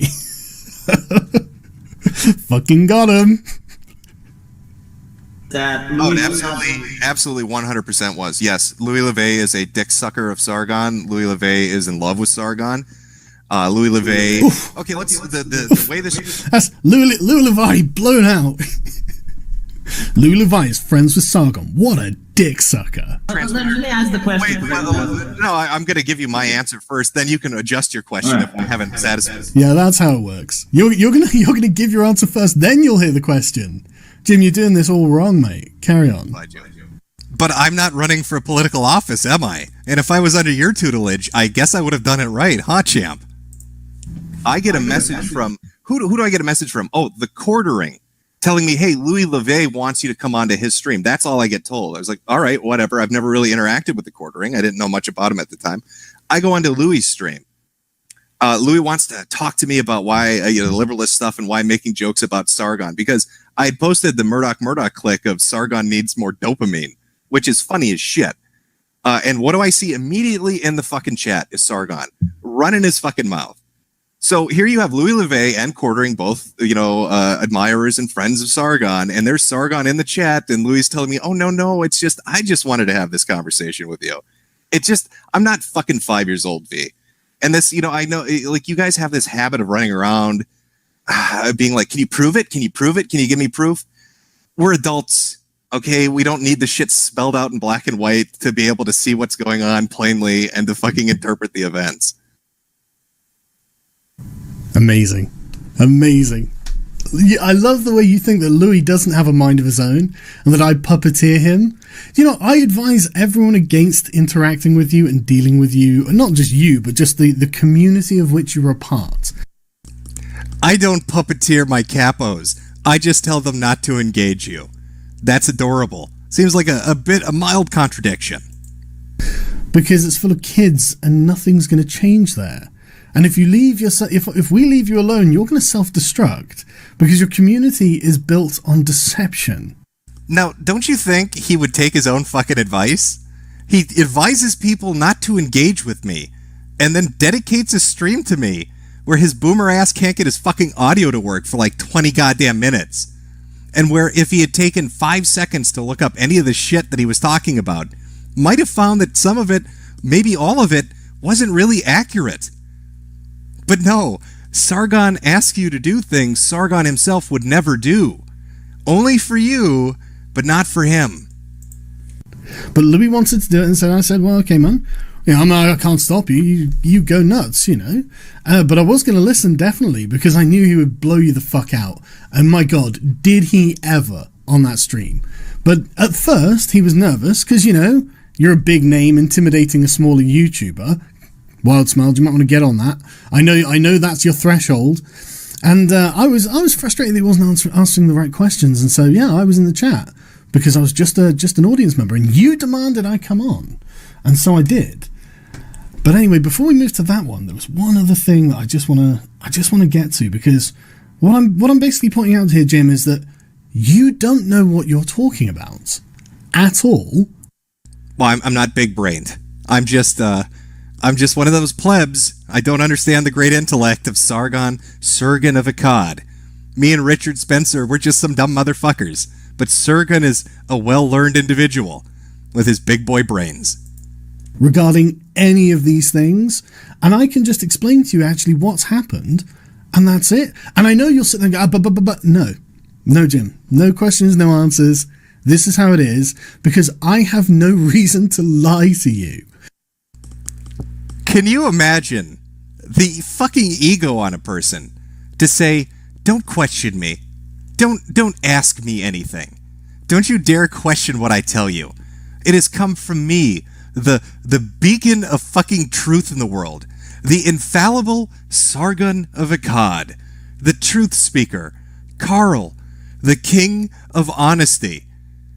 You need to go learn some shit before you come play with me, because I only speak pure, unfiltered, delicious, spring fresh truth. I'm not part of your lying, doxing, harassing teenage fan club. I'm someone doing something in real life, and it's having measurable results, but we'll get to those in a bit as well. So let's get to Jim's impression of politicians. Now, this isn't a first-hand impression Jim has formed. Jim has probably never met a politician, let alone been anywhere with any of them and watched them work and operate or anything like that. Jim's assuming what they're like, and he's got a really high opinion of them. Let's go. Yeah, I agree with you with that. But the thing is, you know what's different about the UK compared to the United States? Well, the men are cucks. Well, that too. Got him. Mission accomplished. Somebody hang the fucking banner. Because if you read the news, you'd see that because of fear of being called racist, police allowed over 10,000 girls to get raped by Muslim rape gangs. So maybe people should say nigger more often. Maybe if this is the price for political correctness, if this is the price to not be viewed as racist, then maybe it's not worth it. I'm not British, V. But we're talking about you're talking about a person who does British politics. So apply to that country, it has different potential that you can use against your opponent. Yeah, I think the only solution for Europe and a lot of places is violence. I've openly stated that. I can neither confirm nor deny. Yeah, I know, because you don't want to go on record as that smart. See, now if you kept your fucking mouth shut when it came to other things, you'd probably be a lot better off. But yeah, I will openly state I think violence is a solution for many of the problems that the world is facing at the moment.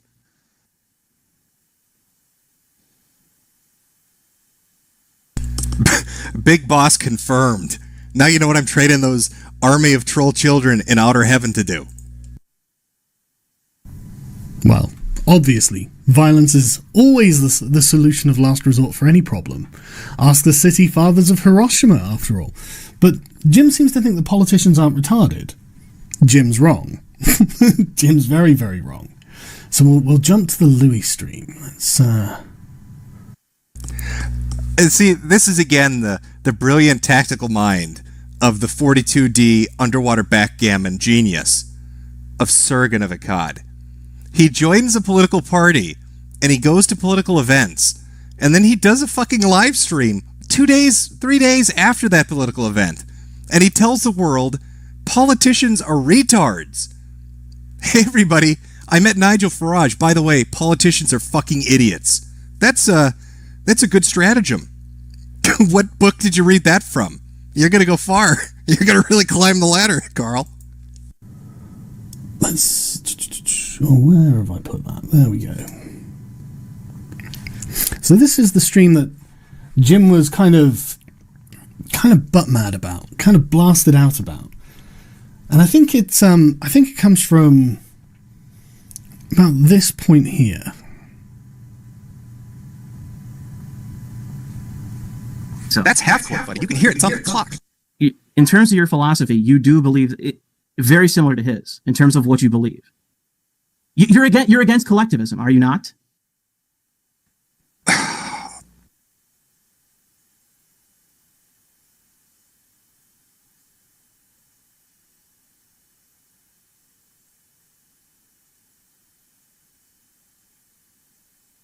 That stream's still running. I don't know why the audio cut out. That could be on his stream. I'm going to let it play. Hopefully it kicks back on.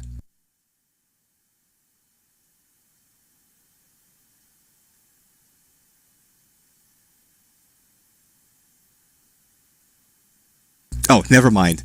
Grandpa's finding a different time code. Best we can do, or the best Sargon can do, is to influence politicians to whatever degree that is possible. Is that terrible? Dude, okay. Why is that crazy? Because that sounds so dumb. Hey, this YouTuber's going to influence that's politics. Dude, it's all that's just egotism. Come on, no, guys. It's not. Come it's on. Jim, listen. Fucking ridiculous. No.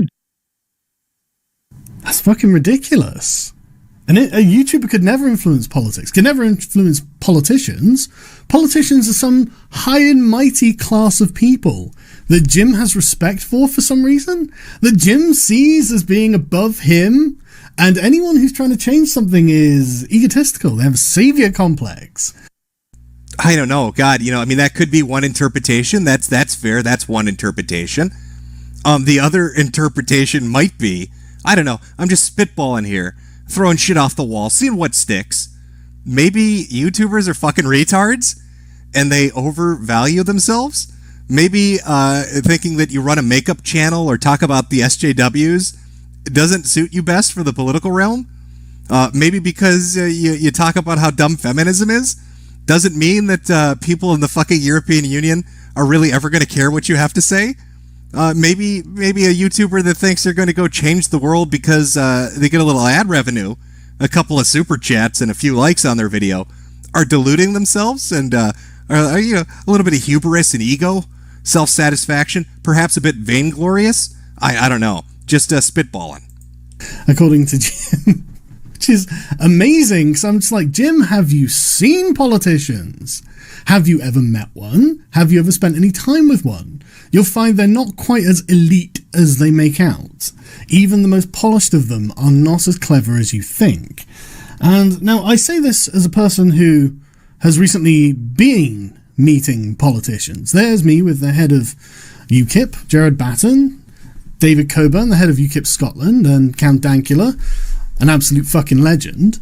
And we're at the EFDD panel on Article 13 and Article 11. Now, did we influence them on this?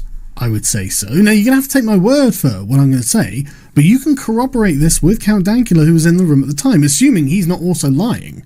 I mean, everyone's a liar who speaks against you, Jim. So I know that I'm a liar right now, but I'll do my best to not lie and tell you how it went. So we went into the European Union, obviously. We were invited there by the head of UKIP, and we sat down in an oval room with all of the other UKIP, and it's part of a dissident group within the EU, a tiny group, because most of them are obviously Europhiles.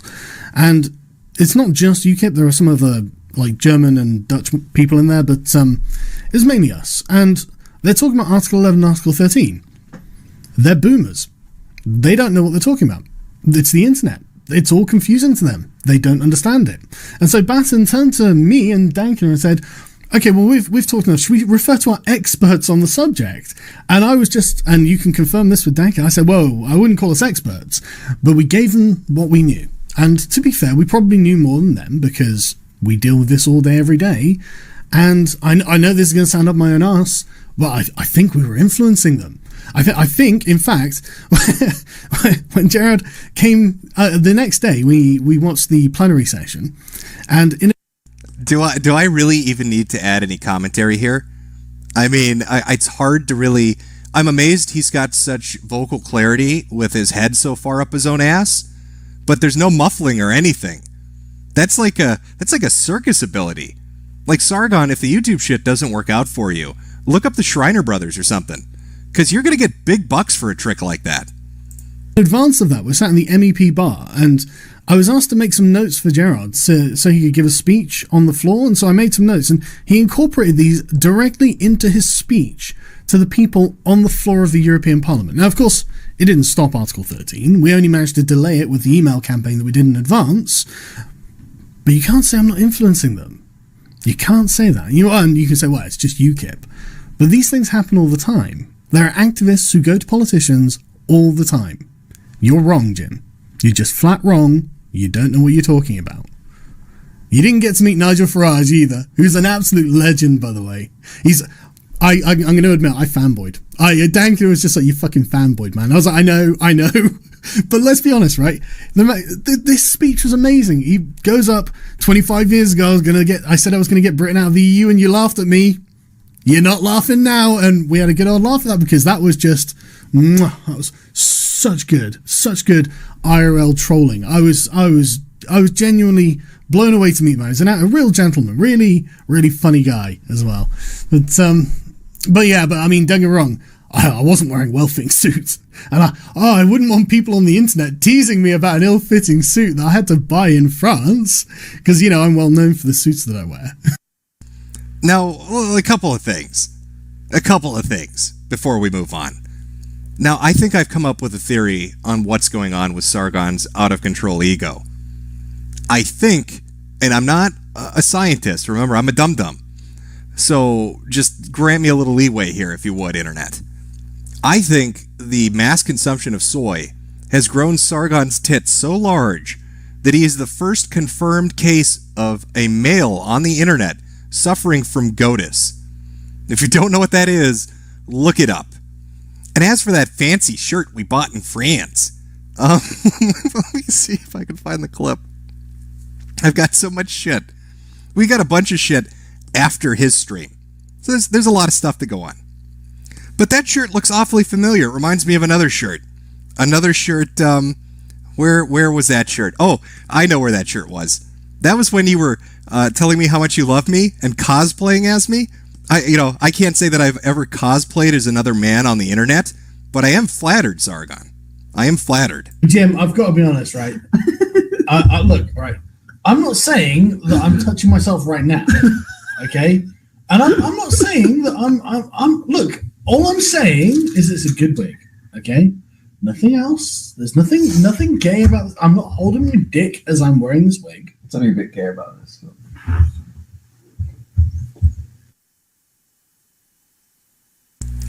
It's very flattering. If you want me to sign a picture and send it to you, you could add it to your collection. Put me right next to Nigel Farage for your fanboying sessions. But I'm sorry to interrupt. We need to hear about how important Sargon is. How dare I interrupt the master?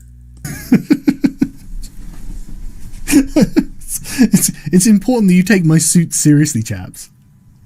But right, so there's probably something else I wanted to go over there. But I think that really hits the nail on the head. But I know what, Jim. I know you're not taking any of this seriously, and that's okay. You don't have to. You don't have to take anything seriously. Why would you? You've got a crowd of teenage boys around you. I mean, you're living the dream. I think there was, in fact, one last thing that he wanted to talk about, that he asked me or had some advice for me. So I think we'll cover that too.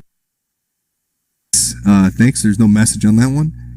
Theoretical Pepe, thanks for the stream, Jim. You missed my last chat. Again, I am trying my best to keep up with them. The only problem is if you refresh, it puts it back at the top, so you've got to try to scroll back down to where the last one was, and it's a pain in the ass. If there's a way to, there has to be a program that, I don't know, I'll find a better way to streamline this so I'm not missing people's. Gamer Nation Voice, everything else aside, I know we in the US are safe, but don't you at least respect that Sargon tried to fight back against it in his unsafe country? I've already given my opinion on Sargon.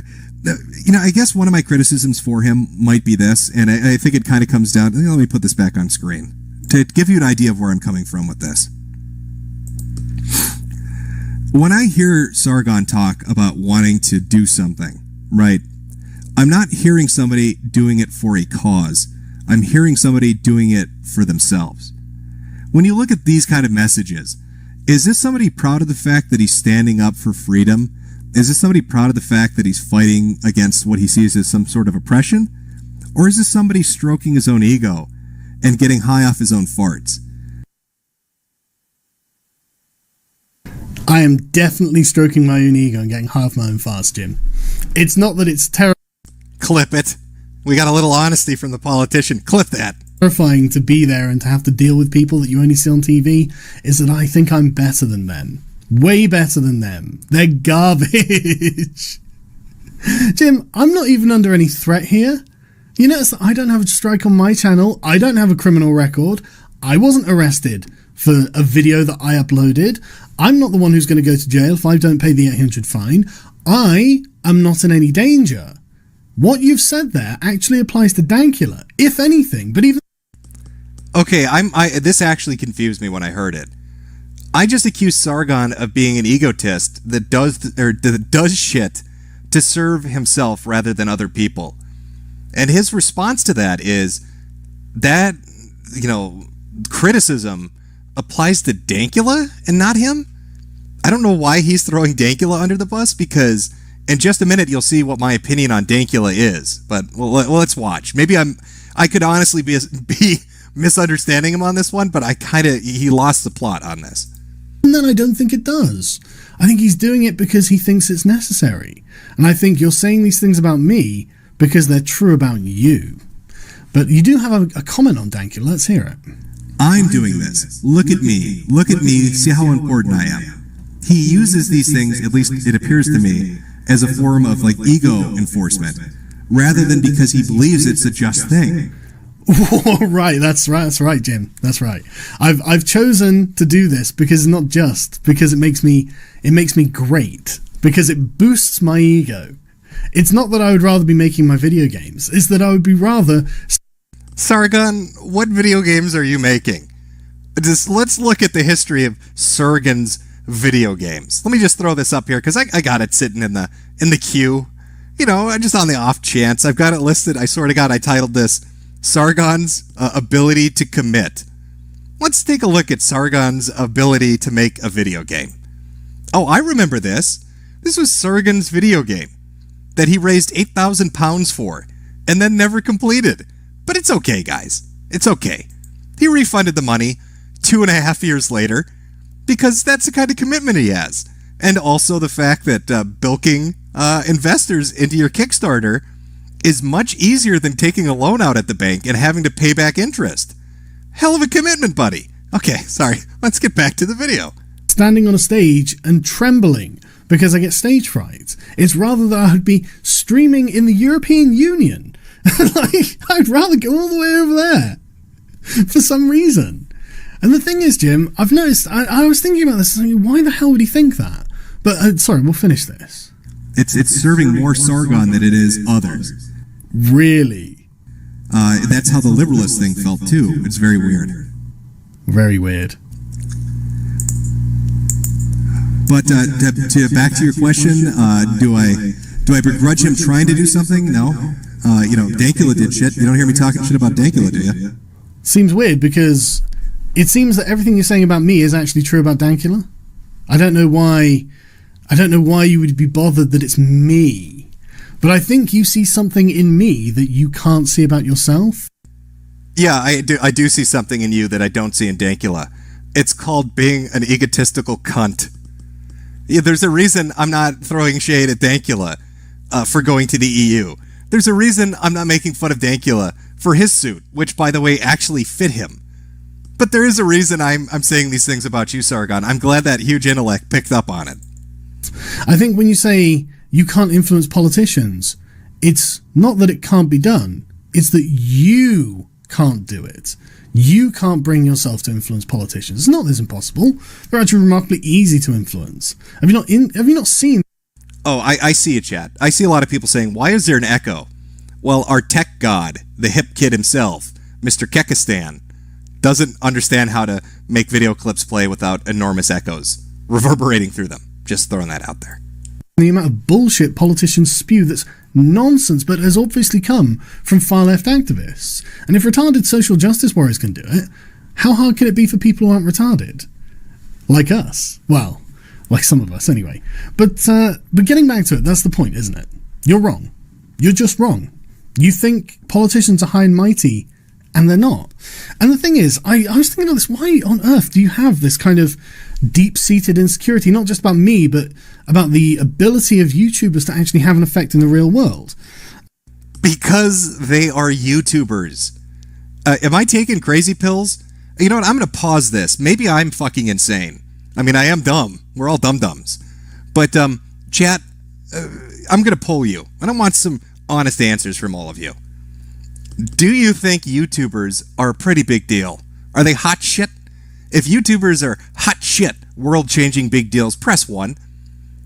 Press 2, on the other hand, if you think YouTubers are fucking retards and they make YouTube videos.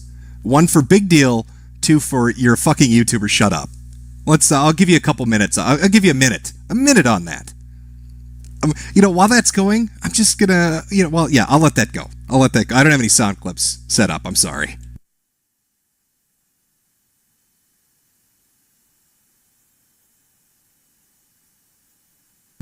Does anybody know if Sargon's in the chat right now? Has he been mysteriously whisked away to go to the UN? Has he been whisked away to go to the UN to fight for world peace?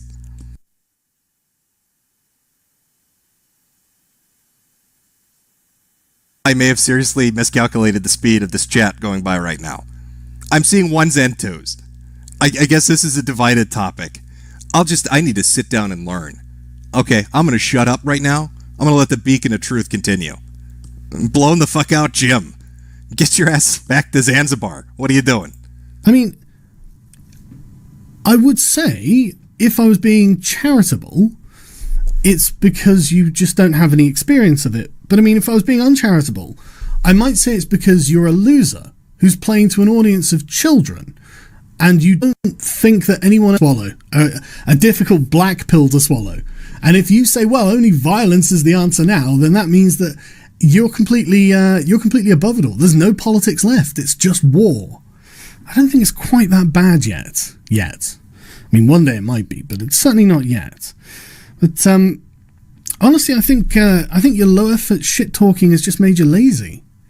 You've been hanging around with people who make you lazy and stupid. I'd have to disagree. I think this stream has been high effort shit talking. I'll let you all be the judge of that, but let's continue. You rely on traps and you don't know what you're talking about repeatedly, to the point where you're like, oh, come on, you know what I mean? It's like, no, you're just wrong. You are just incorrect. You're saying things that's not true. And the thing is, this is the difference, right? I've been saying things that are true. Everything I've said here is true. And you're going to claim that this is part of a massive ego, or that I'm getting high off my own farts. But that really bothers him, by the way, because that's like the third or fourth time he's brought that up. Telling Sargon he has an ego really fucks his head up. The difference, I say things that are true, and you say things that might be true, but aren't. That's the difference between us, Jim. It's not that you couldn't do this, it's that you choose not to do this. Whatever emotional block that you have, and whatever emotional problem that you have that makes you want to spend years grooming children online to go and troll people for your own ego and amusement, whatever that affliction is you suffer from, it's not something I suffer from. I don't do that. I mean, I'm not saying that's the most pathetic thing I could actually think of, but I can't think of a way of saying that that's not going to be offensive, insulting to you. So maybe it is. So anyway, was there anything else that I wanted to go? Time for closing thoughts. He's getting to the end finally. I think that's it. But like I said, good luck with all the views. It's going to matter. You're going to need it. You need those dem super chats for them dem medical bills that I'm sure are piling up on your desk as we speak. I mean, who am I kidding? Jim, you're just a fucking liar. You are just a liar. You lie to yourself. You lie to other people. You lie about other people. And at the end of it, you're the one who profits. You're the one who makes money out of it. It's almost like you've monetized immorality. You've monetized being evil on the internet for your own personal gain, your own ego. I've monetized. I like that. I actually like that. I think I'm going to take that and use it. Because if I said something like that, everybody would call me gay, but he said it, so I can totally take it and use it. He's acting like I'm fucking Voldemort. He's basically calling me Internet Satan. Jim is the devil of the digital world, come to lure your children away, like an evil Pied Piper for his troll army of super chats. That is a hot fucking take. And your own viewership. But that's okay. Because when I'm sat down with MEPs telling me how corrupt the European Parliament is, when I'm doing various things and you're thinking, wow, look at that guy getting shit done. Look at him, high on his own farts. Look at that massive ego. I'll still achieve more by failing than you'll achieve by doing nothing. Isn't that incredible? Like, you won't achieve any of the things that I've achieved. And I know I'm massively egotistical there. So, I'll let you get back to grooming teenagers who are totally not mad on the internet. And I'll get on with the second important thing I'm doing today, which is obviously making my video. And I'm taking actually a really big risk tomorrow. It's really interesting. I'm actually meeting up with a bunch of BBC journos and film crews, and they want to film a documentary, like a mini doc, the sort of 20-minute thing on me. And they wanted to do it on Dankler and PJW, but I don't think they were interested. But they want to do it on us, the YouTubers. And so I'm kind of nervous because you know what the BBC are like. They're going to fucking, well. Well, from what I've heard, based on your Twitter history, you're quite familiar with the BBC. But that's another stream entirely. I mean, okay. I'll tell you what the journos are like. They're not very trustworthy. But so I'm kind of nervous about that. But I wasn't nervous about doing this. This is nothing. Your career on YouTube is nothing. No one outside of this knows anything about you. They don't care about any of this. And I'm not trying to do this to hurt your ego. Once again. But I actually agree with you. You're right. Doing YouTube is nothing. Why would anybody? It's fucking YouTube. I don't disagree with anything he just said. I'm not out to accomplish anything. I make YouTube videos. I put on streams where I laugh at retards like I'm doing today. You've said something that's factually correct, Sargon. I'm very proud of you. I'm just saying things that are true. And they didn't know about, well, actually they did know about me. Farage actually knew who me and Dankula were, but, that's, again, I'm so sorry. I state true things, and that's an ego booster. I've got to stop it. But anyway, Jim, I'll get off. I'll let you stream snipe me for those precious views, and I hope it goes well. I hope you get to have a really great time. I hope you all... I hope you all have... Sorry, I'm gonna stop making jokes about you and your teenage audience. Anyway, take care, everyone. And there we go. So that was Sargon's stream. He put it up, like I said, earlier than expected, or initially planned. You know what? Let me pull this off. 1 second. Let me just get this off screen. Get everything back to the way it was set up. Pull that down. Put that up. Oh no, it's the wrong one. Sorry. Okay, there we go. So, Sargon of Applebee's. He was supposed to stream in the afternoon, but he's totally not, this was the least important thing he had to do today. He has other important things to do, like not be in my chat and go make videos. He also totally wasn't scared, which is why he chose to stream at like 4 in the morning when nobody was around and disable his chat so nobody could leave comments. Very brave. It's very brave. Now, he said, I like to lay traps. And since he wants to get, he brought up the subject of traps, let's talk about traps. I'm sure a few of you know where this is going. A few of you know. My goal here is like Sargon's. I'm not trying to hurt his feelings. Because as we saw from that clip earlier where he cosplayed as me, it's pretty apparent that Sargon looks up to me to some level. And that's not like an ego thing on my part. Sargon looks up to everybody. Because he's literally a manlet. And if you were like 4'2", you'd have to crane your neck up to look at people. So my goal here is not to shit on Sargon. But instead just to talk about things. So let's talk about traps. Now, he had left a comment in his chat room earlier, before his stream started, that was addressed to Ethan Ralph of the Ralph Retort, who hosts the kill streams every weeknight, Monday through Friday, on the Church of Failures channel. Now, let's take a look. This was addressed to Ralph. Ain't your wife in the UK, Ralph? I'll look her up. You know how I like the ladies. By the way, he's a married man. Just want to put that out there. The married politician telling somebody he's going to go fuck their wife. It's very politically. It's a big boy. It's a big boy move. It's a big brain move. Always. No BBC reporter would be interested in a politician talking about wanting to fuck other men's wives. Smart thinking. So anyway, he left that comment to, Ralph's wife, Nora. Nora had a response. I was confused when I heard this response. Maybe you can help me out. Let's read along. Is that really his account? I'm sorry to disappoint, but I lack a penis that Sargon likes on his ladies. May I recommend David Shitrat instead? Ugly as sin, but I'm sure the HRT has helped a little with his breast growth. Well, what did Nora mean by that? Maybe she expands on it. I don't care if he's chatting shit about me. He was caught getting told off by his wife for constantly flirting with trans women. I don't get the own in I might pay your wife a visit, because that just sounds like a threat. But there's nothing scary about that rejected Teletubby. So what is she referring to?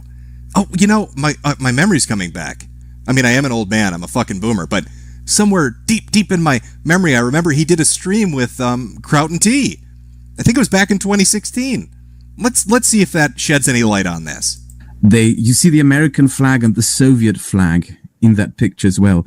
Out of principle, because Germany lost the war against the Soviet Union, the United States, and Britain. Question. They support why can't you help all yourself when it foreign comes to policy flirting with decisions women? made by the United Just a couple States, of days Britain, after the whole and Russia. booth. All the time. God damn it. Always. Had that volume on. You know what? I'm going to play that again. Fucking Boomer Jim. Fucking Boomer Jim. Let me just turn the audio down. That's not the important bit. There we go. On his stream, a Facebook message pops up from his wife. Question: why can't you help yourself when it comes to flirting with women? Just a couple of days after the whole Booth thing, you message a fucking transgender telling them how good looking they are. What the fuck is your problem? Clearly cannot trust you. Why would his wife be bringing up the fact that he's flirting with trannies? That's so weird. But, that jogged my memory when it came to the trap discussion. Can we make a guess when it comes to the skeptosphere on YouTube? There's some commonalities when it comes to these big brain thinkers. And I just want to see if you're catching any of that. Let's start with Sargon, because that's what the stream is about. This was a YouTube comment he left a long time ago. From Sargon of Akkad: you don't actually know what a cuckold or stepdaughter means, do you? It means I'm cucking someone else, you numbnuts.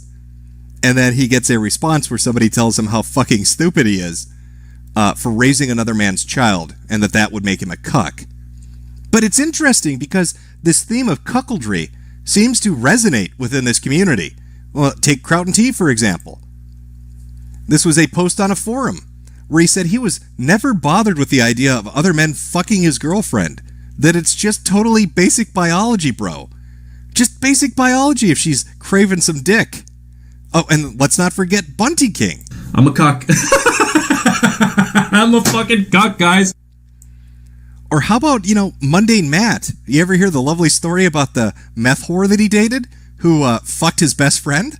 And then you got the other guy, the 32-year-old, the one who fucking knew I liked the stripper that I was dating, and then she still fooled around with him and everything that night that we met, because we had devised the plan to get her to like me. It was fucked up. That's so weird. It's like every male skeptic is a fucking cuck. It's like every one of them is a cuck. Is there an uncuck skeptic? I don't know. But we sure are finding a lot of them. A lot of them that are getting cucked on the internet. But, I'm a small thinker. I don't know these things. Not a big-brained big boy like Daddy Sargon. Sargon of Akkad. Savior of the West. The YouTuber that will bring world peace. I mean, you heard him. He went to the EU. He's a big boy now. And they're influenced by him. Like, I remember before we lived under this oppressive feminist ideology, I'm sure you all remember the day that happened when feminism took over the world. That would be the day that Anita Sarkeesian and Zoe Quinn gave a speech at the UN, which, by the way, Carl, is way more continents than the EU. Just the FYI, I know you're a little slow on the math. But once they gave that speech, clearly they're so influential, and they're YouTubers, that the world fell under the rule of feminism. So I thank you for going to the EU to save us from that. I'm sure you'll have as much influence on politicians as they did. I'm sure we're all thinking about it. And while Sargon might have folders dedicated to me, that doesn't mean that he's obsessive with people that make fun of him. I mean, sure, you could look at his history, and you could look at things like Richard Spencer saying he's basically an idiot, and then him writing fucking form letters to the alt-right, saying how he totally isn't interested and doesn't think about them at all. And this is what adult men do when somebody makes fun of them. They write form letters addressed to the people making fun of them, telling them they're totally not thinking about them, that they're not living rent-free in their head.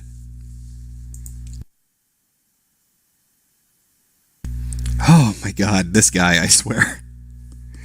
Okay, originally today was going to be...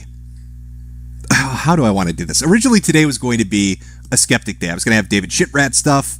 I was going to have more Bunty King stuff, more Monday Matt stuff. That's going to get moved to next Sunday because Sargon wanted to take front center stage, so I'm fine with that. I can oblige and move around my schedule a little bit. I'm cool with it. He's an important guy, so I need to adjust for him. I need to know my place, and I'm totally cool with that. He gave his closing thoughts. He thinks I'm Lucifer running a mercenary army of children on the internet. And I'm fucking fine with that. I'll take that title. I will live with that title. But what are my final thoughts on Sargon? What do I think when I think Sargon? Well, I think of an egotistical maniac that is really up his own ass, and that's probably surrounded by yes men that dick ride him for potential fame and money. and we'll never ever tell him that he's completely off the fucking rails. I'm, reminded of a man that thinks that just because he associates with people that accomplish things, that he is accomplished. He's the only retard on earth that could fuck up what it means to be vainglorious. Here's a pro tip, Sargon. To be vainglorious, the accomplishment has to be your own, not other people's. Just because you associate with a politician does not make you one. Just like me associating with a rich man does not suddenly make me wealthy. I understand that you're very hyped on what you're doing, and maybe you will change the world. But my God, I really hope you do go into politics. I mean, you seem to think that I don't want you to. But you are a fucking retard. And the amount of entertainment I'm going to get out of it, and I think everybody on the internet is going to get out of it, I don't care what the fuck happens to Europe. We need to get you into office.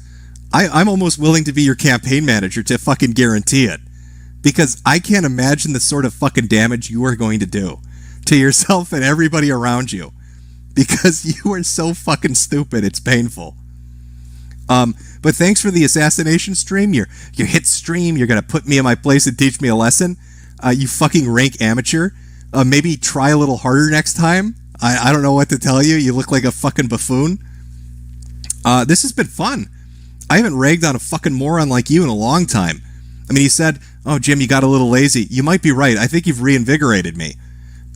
Because it's amazing to me that you are almost on par with fucking furfags. That, like, you're right up there with diaper furs, Sargon, when it comes to stupidity. And you got the energy flowing for me. You've really got me invigorated with this sort of shit. So I thank you, humble Applebee's Waitron. See, that's the politically correct term, by the way. It's a Waitron. I know it's fucking weird, isn't it? Thank you, Applebee's Waitron, for doing that. For giving me a little booster shot in my arm.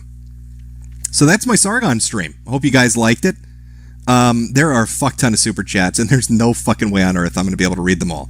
So I'm going to go through them. I'm going to hit as many as I can. We'll do, what time is it? It's 3 o'clock. I'm going to do a half an hour straight of super chats. Let me put up a ticker so everybody knows what time it is, so people that aren't interested in this can go on their way. They're going to be fine. Main stream is over. I know there's going to be a follow-up stream later this evening. It's going to have James Alsop on it. It's going to have Keemstar and Dick Masterson. That's going to be on the Ralph Retort. That's the kill stream. If you're interested in finding out what channel that's on, I believe it's Church of Failure. And you can look up Ethan Ralph on Twitter. And I guess they're going to go over the conversation and their thoughts on it. So if that's something that interests you, you want a little bit more of Sunday, Bloody Sunday, go hit that up. So let me change this. And then we'll start doing the super chat shit. Okay. Give me 1 second. I'm going to grab a drink, chat. And then we will jump into this. Everybody else, thank you for showing up. I hope you had a good laugh. It's Sunday Fun Day. Who doesn't like to have a fucking good time on the weekends? Thank you so much for watching. Hope you enjoyed yourself. Have a good weekend. Everybody else, super chats in just a minute. I'm going to go get a drink.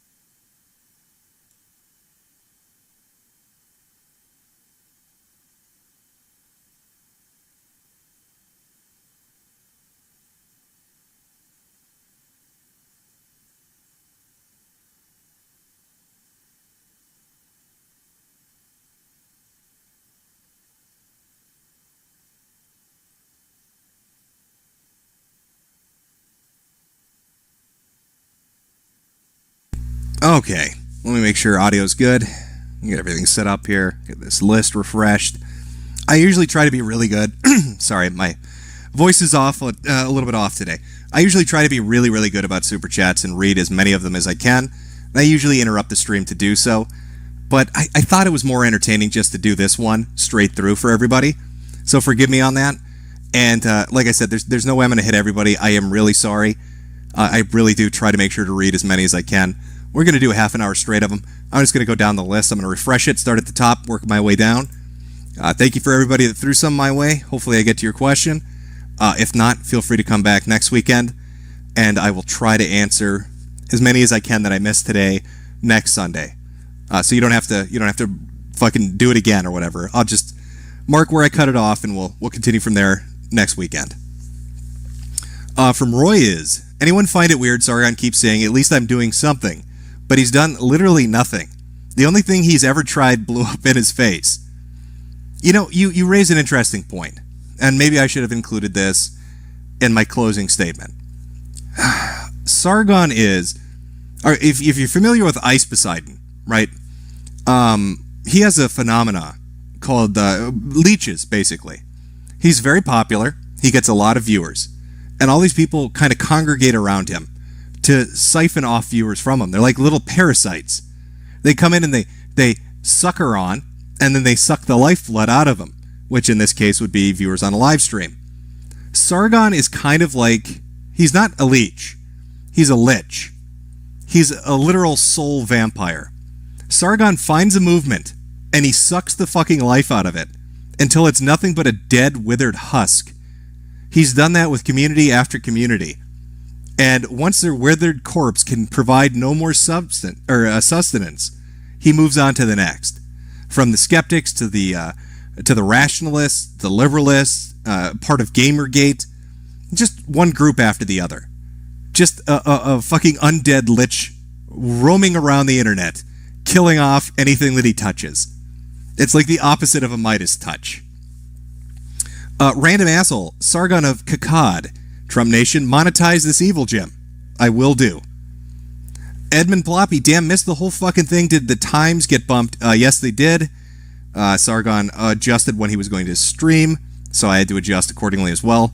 You should be able to watch it on the channel. I'll be uploading this over on Hal's channel afterwards, so if this ends up going down, it will be over there.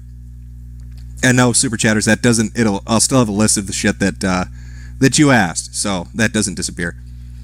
Timmy, best diss track of 2018. Glad you enjoyed it. Commissar Warder, where do I sign up for the Outer Heaven Sweetie Squad?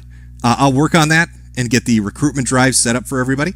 Mark Young, $1 Million Extreme, got banned. Where do I go now for my anti-Jew memes? Well, I always hear Guy Online is pretty much unmonitored now, so hit them up. Colin Stevens, Jim, you should get Andy to read your super chats. I don't know. I think he's working with Ian Miles Chong right now. Or Ian, whatever. They're doing like video game videos together. Jason Mitnick, birders of a feather, cuck together. Commissar Warder again. Do you think he might be grooming his stepkid? No, I do not. Zoom in and enhance, lock and reload, USA, USA, USA. Send Soygon, one of Yeb's guacaboles. Weston Redwood, Sargon is Anita's brother. They both have unfinished years old Kickstarter projects, in love with their own farts, and give insufferable speeches to useless government bodies. I present Anita of Akkad. You know, I was there were certain clips I didn't get a chance to really put into the queue. I was going to put the Murdoch thing in. That's fucking amazing. If you Google, or if you go on YouTube and you look up Murdoch Sargon, there's like a 10-minute episode where he turns into like an Akira monster. That's really funny. But it kind of touches on that a little bit. And then there was also the Joe Rogan Experience interview, where all he did was talk about Anita, and even to the point where Rogan was like, "Can you fucking stop? I don't care anymore. Can we talk about something that is not Anita Sarkeesian?" Airwick L. Jim confirmed for the Adult Swim of PewDiePie's. They thought the 9-year-old army was bad, but the 14-year-old army doesn't have to be in bed till 10:30. God help the internet, if that's true. Puppet Bell Clem, Bulls, please respond. Big Chad Daddy, just paying for your Social Security, you boomer. Thank you very much, now I can get my diabetes medication. Chase Weiler, Sargon is trying so hard to act like he's above all this, yet his entire stream was a Spurg fest. But that's really what makes the internet so fucking entertaining. It's watching people Spurg the fuck out. So I enjoyed it. I thought that stream was funny as shit. I mean, I missed the very end of it.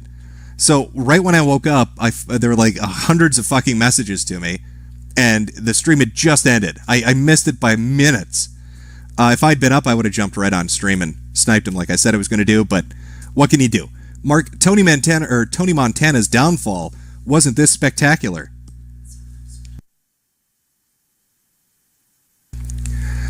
Okay, Grimdark, this is my proudest moment, having made the Shoop.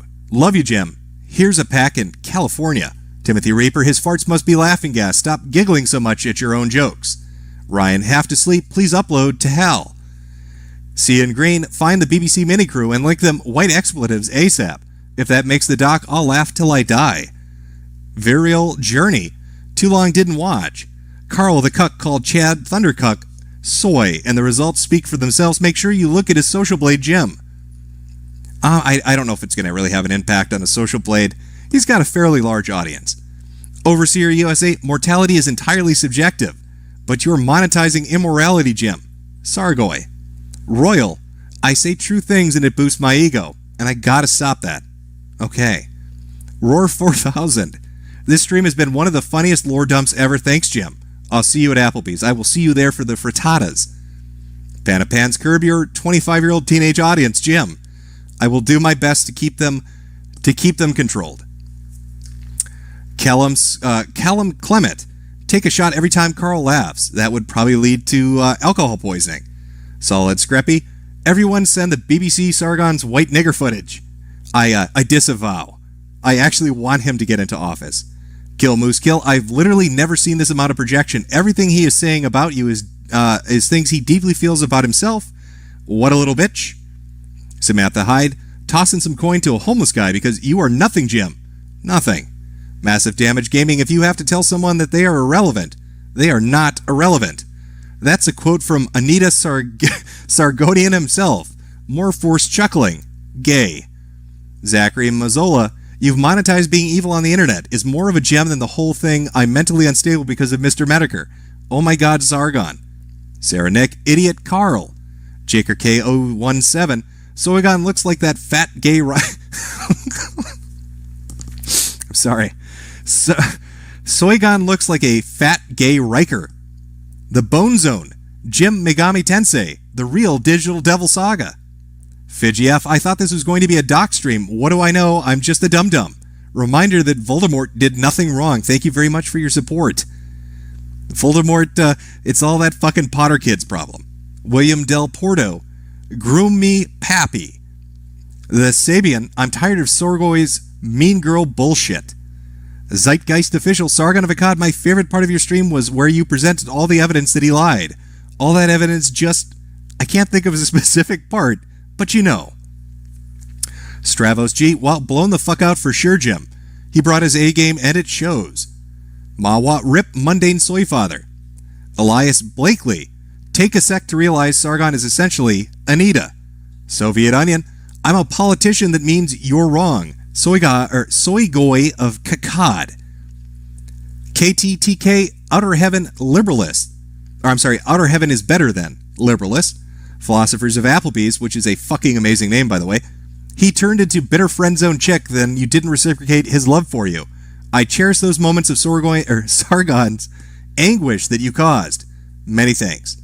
Mecca Romani, Sargon fails to realize a lot of his audience also likes Jim's videos, so he's essentially calling a portion of his audience children. What a cunt. Oh, and we have, you know what, I'm going to have to pause that for a second. We have some potentially breaking news. Let me see if I can find this here. I've been informed of something. This is killing the internet. Okay. We've got a new video from Soygoy. Let me put it up here. We've a hot breaking new video coming from the Thinkery. So let me just pull this up.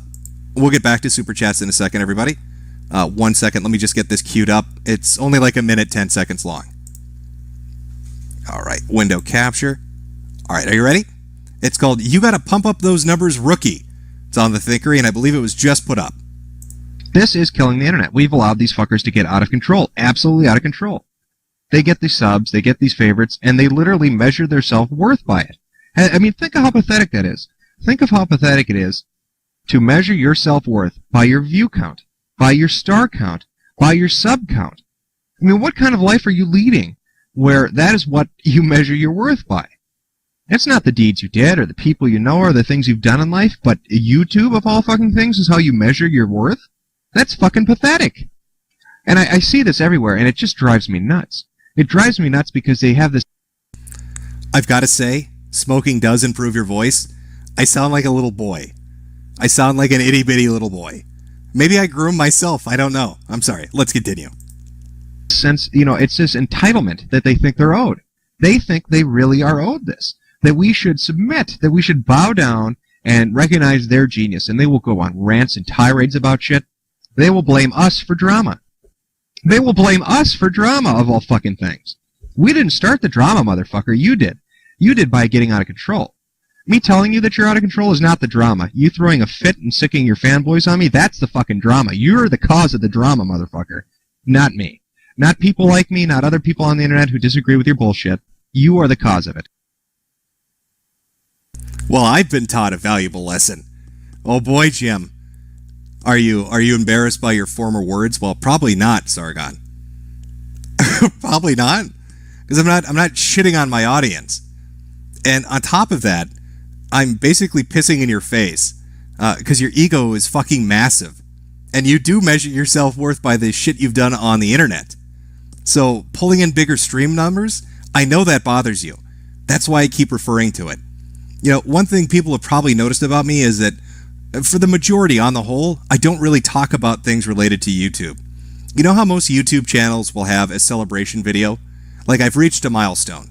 Hey, everybody, I hit 1,000 subs. Hey, I hit 10,000. I hit 100,000. I hit 250,000.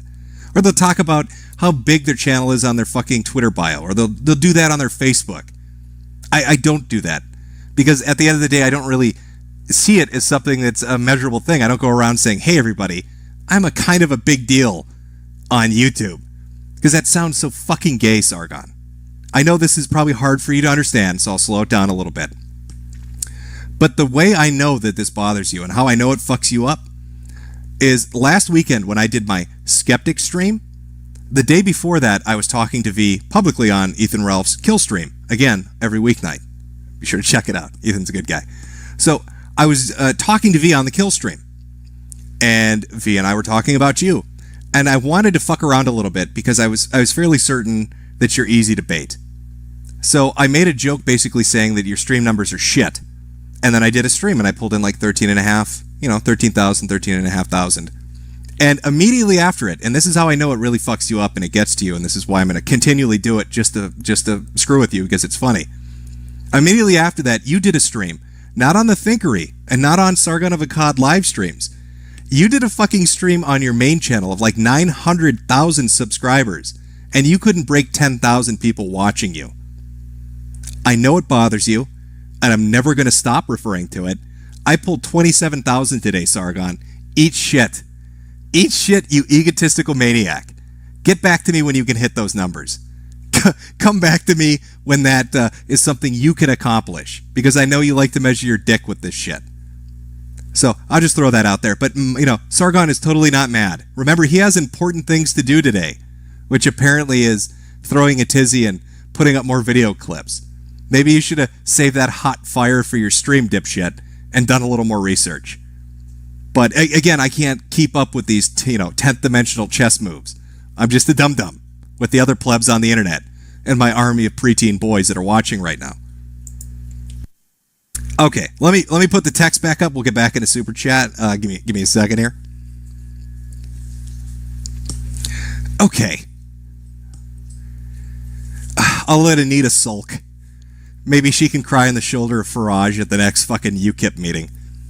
Mechazard, how do you cause this much autism, Jim? Is it a technique or a superpower? Also, stop grooming me, Poppy. I might have read that, I don't know. I'm fucking lost now. Sargon's stupidity has made me lose my fucking place. Kurt F., their face when an unironic libertarian is talking about monetizing immorality. Welcome to the internet age. Osir, this is for all them medical bills, Jim. Stay healthy, thank you. Trigger Autist, Sargon bragging about the BBC interviewing him. LOL. Zemeckis Lebowski, here's to pay for your medical bills, gay boy. Thank you very much. KTTK, Carl the Projection. Regenic Wolf, Soygon is right. Jim groomed me and touched me. Papa Fault, Sargon of Akkad is nothing more than the embodiment of soy personified. UKIP representative, who is the next skeptic challenger for the week? Or for next week? I don't know. I'm fucking cutting my way through this community. Kraut's been dealt with. Matt's been dealt with. The fucking Don himself has been dealt with. I don't know. You'll have to tune in next week to find out. Your mom's box, Sweetie Squad. Find a woman who looks at you the way Sargon looks at Milo. I don't know if you can find a woman that is capable of that kind of devotion and love. Cian Green, you're mad you can't influence politicians. We should make it so Sargon can't influence politicians. UKIP EU speaker calls people white expletives. Again, I really want to see him get elected. I want to see Sargon in office because what a fucking train wreck that'll be. Jay Taylor, YouTubers in politics, esports in the Olympics. The Orange Cow, Jim, are you going to let it stand that Sargon says you like traps? I will have to live with it. I'm just going to have to live with it. Monica Lewinsky and the Did Nots, send this to Sargon for an audio tech, please. Eddie Jagsauce Gluskin, low effort. Lennon McCarthy, I'm older than you, but thanks for the grooming. You're very welcome. yeah, congrats. Admiral Cola 222222. Brappy Hour. Remember Sargon tried to one-up Zoe with his game. Yeah, see, I don't remember the exact history of Necromancer. I didn't closely pay attention to it. I just remember he did the Kickstarter, and then I remember he did the refund. And there was like a 2 or 3 year gap. There was somebody back who was like big into Gamergate. It started with a V or something. That Varillo, I think it was, that like really dug into that shit. But that was not one of my things. The Doctor, 1 only for Poppy, 2 for YouTube activist. Kill Moose Kill, Sorgoy of Applebee's. Trencher 1375, you laugh, but Pewds will be president of the EU. Party Almsevy, 1 and 2, those aren't mutually exclusive, Jimbo. I'm asking you to go with your gut. You can pick 1 or 2. I understand what you're trying to say, but just pick a number. Royal, politicians are easy to influence, Sargon. Soft insubordination, 2. Glass half empty, this is a donation to your Skeptic Slaughter Fund. Make sure there is a lot of blood. Thundersalt only pressing 1 for Metokur. Philosopher of Applebee's, which again is a fantastic fucking name. That is a good choice you've made. He turned into bitter friendzone chick. When you didn't reciprocate his love for you, I cherish those moments of Sargon anguish that you caused. Many thanks, and I think I'm repeating shit. Now I feel like a dipshit. I'm blaming Carl for this. Ethan Evanson. Is Sargon just trying to become DSP? No, I would hope not. I would hope nobody would willingly try to become DSP. UKIP representative Jim, stop laughing at Sargon. Please take this serious. The Bone Zone. Sargon Jordan Haas voice. Hello. Okay, I see what you want. Hello, Jim. Yeah, that is Jordan to a T. Mizar X8. Only half because I have to listen to the Soy Father's voice. Lan, Soyless Carl, LOL. Todd Joachim, camel's milk is used to treat autism. Will you be getting your flu shot? If so, you need to drink camel's milk to be safe. I generally stay away from the flu shot. I got, I think the last one was like 3 or 4 years ago. And I swear to fucking God, I get the fucking shot and the next day I'm sick as shit. So like, if I'm just going to get sick anyway, and this wasn't a reaction to the vaccine, I think I just got the flu. If I'm going to get sick anyway, fuck it. There's no point, at least for me. So I just don't get it. I like to live dangerously. It's Punish Jim. Remember, I'm the fucking leader of Outer Heaven here. The digital Satan. Do you think I need a flu shot? Meme Machine. Sargon laughs smugly as he strikes you. Lady of Shallot. Jim Gone Fan Squad. Here we go. Rule 34 this. Jay Taylor. Zoe and Anita didn't do this much cringe bragging after they went to the UN. Good thing his influence was able to save meme posting in the EU. JJ Cheeker. I once shook a politician's hand. Now I can be president. Very, very wise words. Very wise words indeed. Zeitgeist Official. Guys, we failed to do anything, and the article still passed, and we talked to actual politicians, guys. So he had a direct influence on change that didn't happen, guys. Carl. CRISPR Z. Thanks to Sargon's influence, Article 13 passed. John Titer for $1. Thank you. No message attached to that one. Monica Lewinsky and the Did Nots hitting the Kharkov a little early there, eh, Jim? I am enjoying a drink. I do not deny that. You know, I was really, I got to be honest, this actually was really fun for me. When I heard he was going to do this, I really expected a fucking train wreck, and this was far beyond anything that I thought he was capable of. Like, I didn't think it would be this bad, but it's like a fucking gift. It's a gift from the gods. It's manna from heaven raining down upon us. And when I woke up and I saw that I missed it, I was a little bummed. And then I started watching it, and I was like, why is there no audio playing?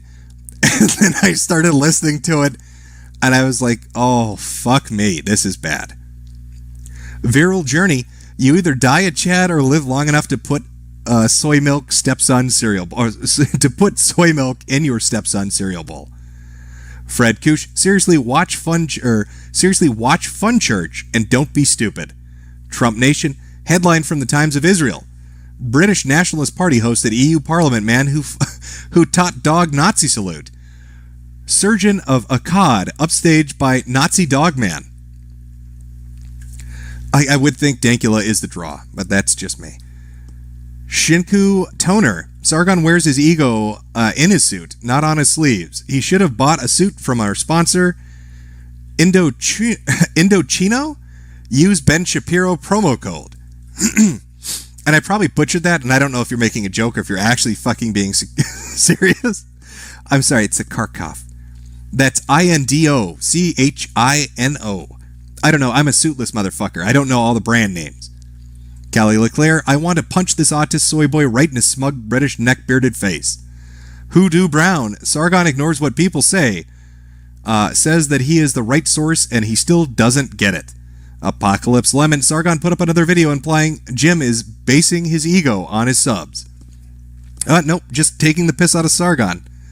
It's really easy to see that it's like, I don't know how to explain it, but if you want to trace it back to a single moment, it's when Richard Spencer called him dumb. Like, everything from that moment onward has sent him into a fucking tailspin. For some reason, and I can't really explain it, but for some reason specifically, Richard Spencer saying Sargon is a fucking idiot just broke him.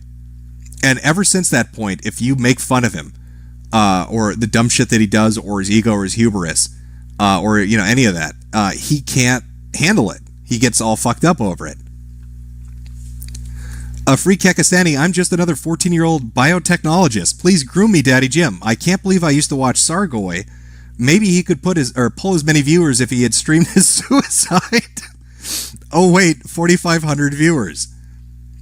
Trump Nation, Vicar of Truth, Carl. Let's see. I try to get some good questions here. We got about 5 minutes. Christopher Hines, in 2015, Kevin Logan and Jenny McDermott accused Armored Skeptic of being a grooming pedo because Shuanhead is 7 years younger than him. Sargon defended him. Now he's calling you a groomer for dating Jade. He has no principles.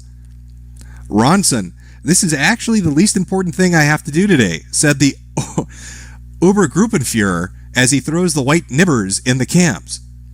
James Russell, kids, please stop fighting. You're both terrible. You faggots should be bashing your dicks together instead of sleeping in separate beds. Let's see. B-Fly, Sargon the Child Protector, the Protective Stepfather, Carl the Kid Shield, the Protect Father, the Santa, Applebee's Kids Menu, Skept by Special Victims Unit, Coach Carl, the CIA Alt-Light, Windowless White Nigger Vans, Jim Folder. The Orange Cow. You know, Jim, you shouldn't be so hard on Sargoy. The first 20 minutes or so of his stream wasn't that bad. You know, I could agree with you. It wasn't a complete fucking disaster. Redacted. Soygoy made another video on the Thinkery. You gotta pump up those sub numbers, rookie. Yeah, we just watched it, and I think I'm just catching up to people bringing this up. Again, I just had it. People brought it up, and then we finally got to go look at it. The Orange Cow. Jim, I finally caught you in a lie. You said you don't have internet friends. However, then do you explain the presence of Mr. Antipoli, your good friend, chuckles smugly. You got me. Nailed me. Nailed to the wall.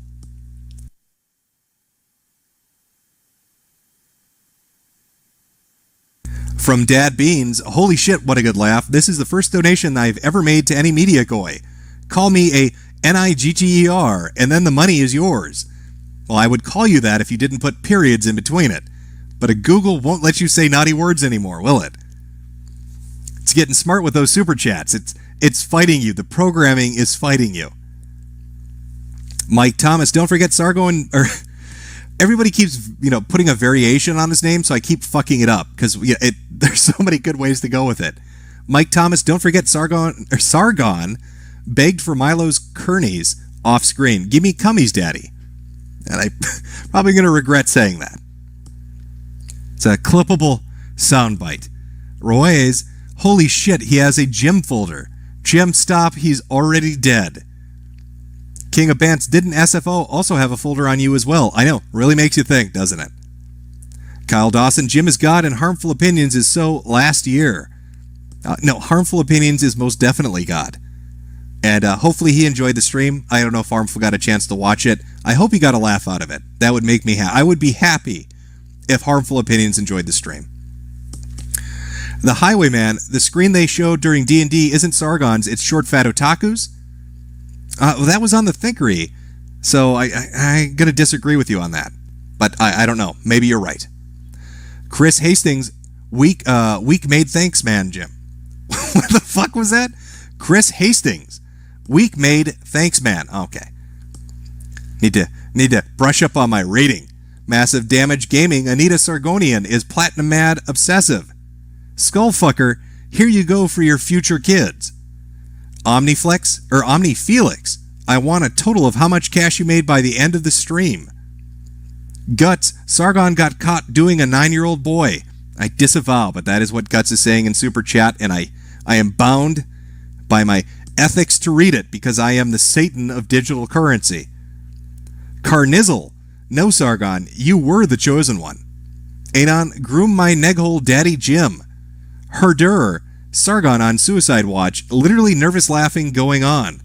Still Burning Studios, you need to get down with the sickness, Jim. You disturbed individual. And let's finish it up with Lord Rap of Rap Mountain. Hey Jim, here's $5 from my parents' credit card for your nondescript ailments. Welcome to the Cool Kids Club. I am the Pied Piper of trolling on the internet, and I lead my minions of children to do my bidding. One day we will accomplish my goal. It's punish Jim to set up a new mercenary army to go forth and destroy the internet. That is what I like to do. I am Voldemort. I'm evil incarnate. I have monetized immorality. The digital devil. What can I say? Well, thank you all for showing up. Again, I will read through quite a few of these next weekend on a Sunday. So if you want to have them read and listen to the answers, show up then. Probably around 5 or so. It'll be later than this one was. Again, I adjusted the time because Sargon decided to go do his own shit. So what can you say? Thank you everybody for showing up. I hope you enjoyed the stream. And you have a wonderful weekend. Enjoy yourselves.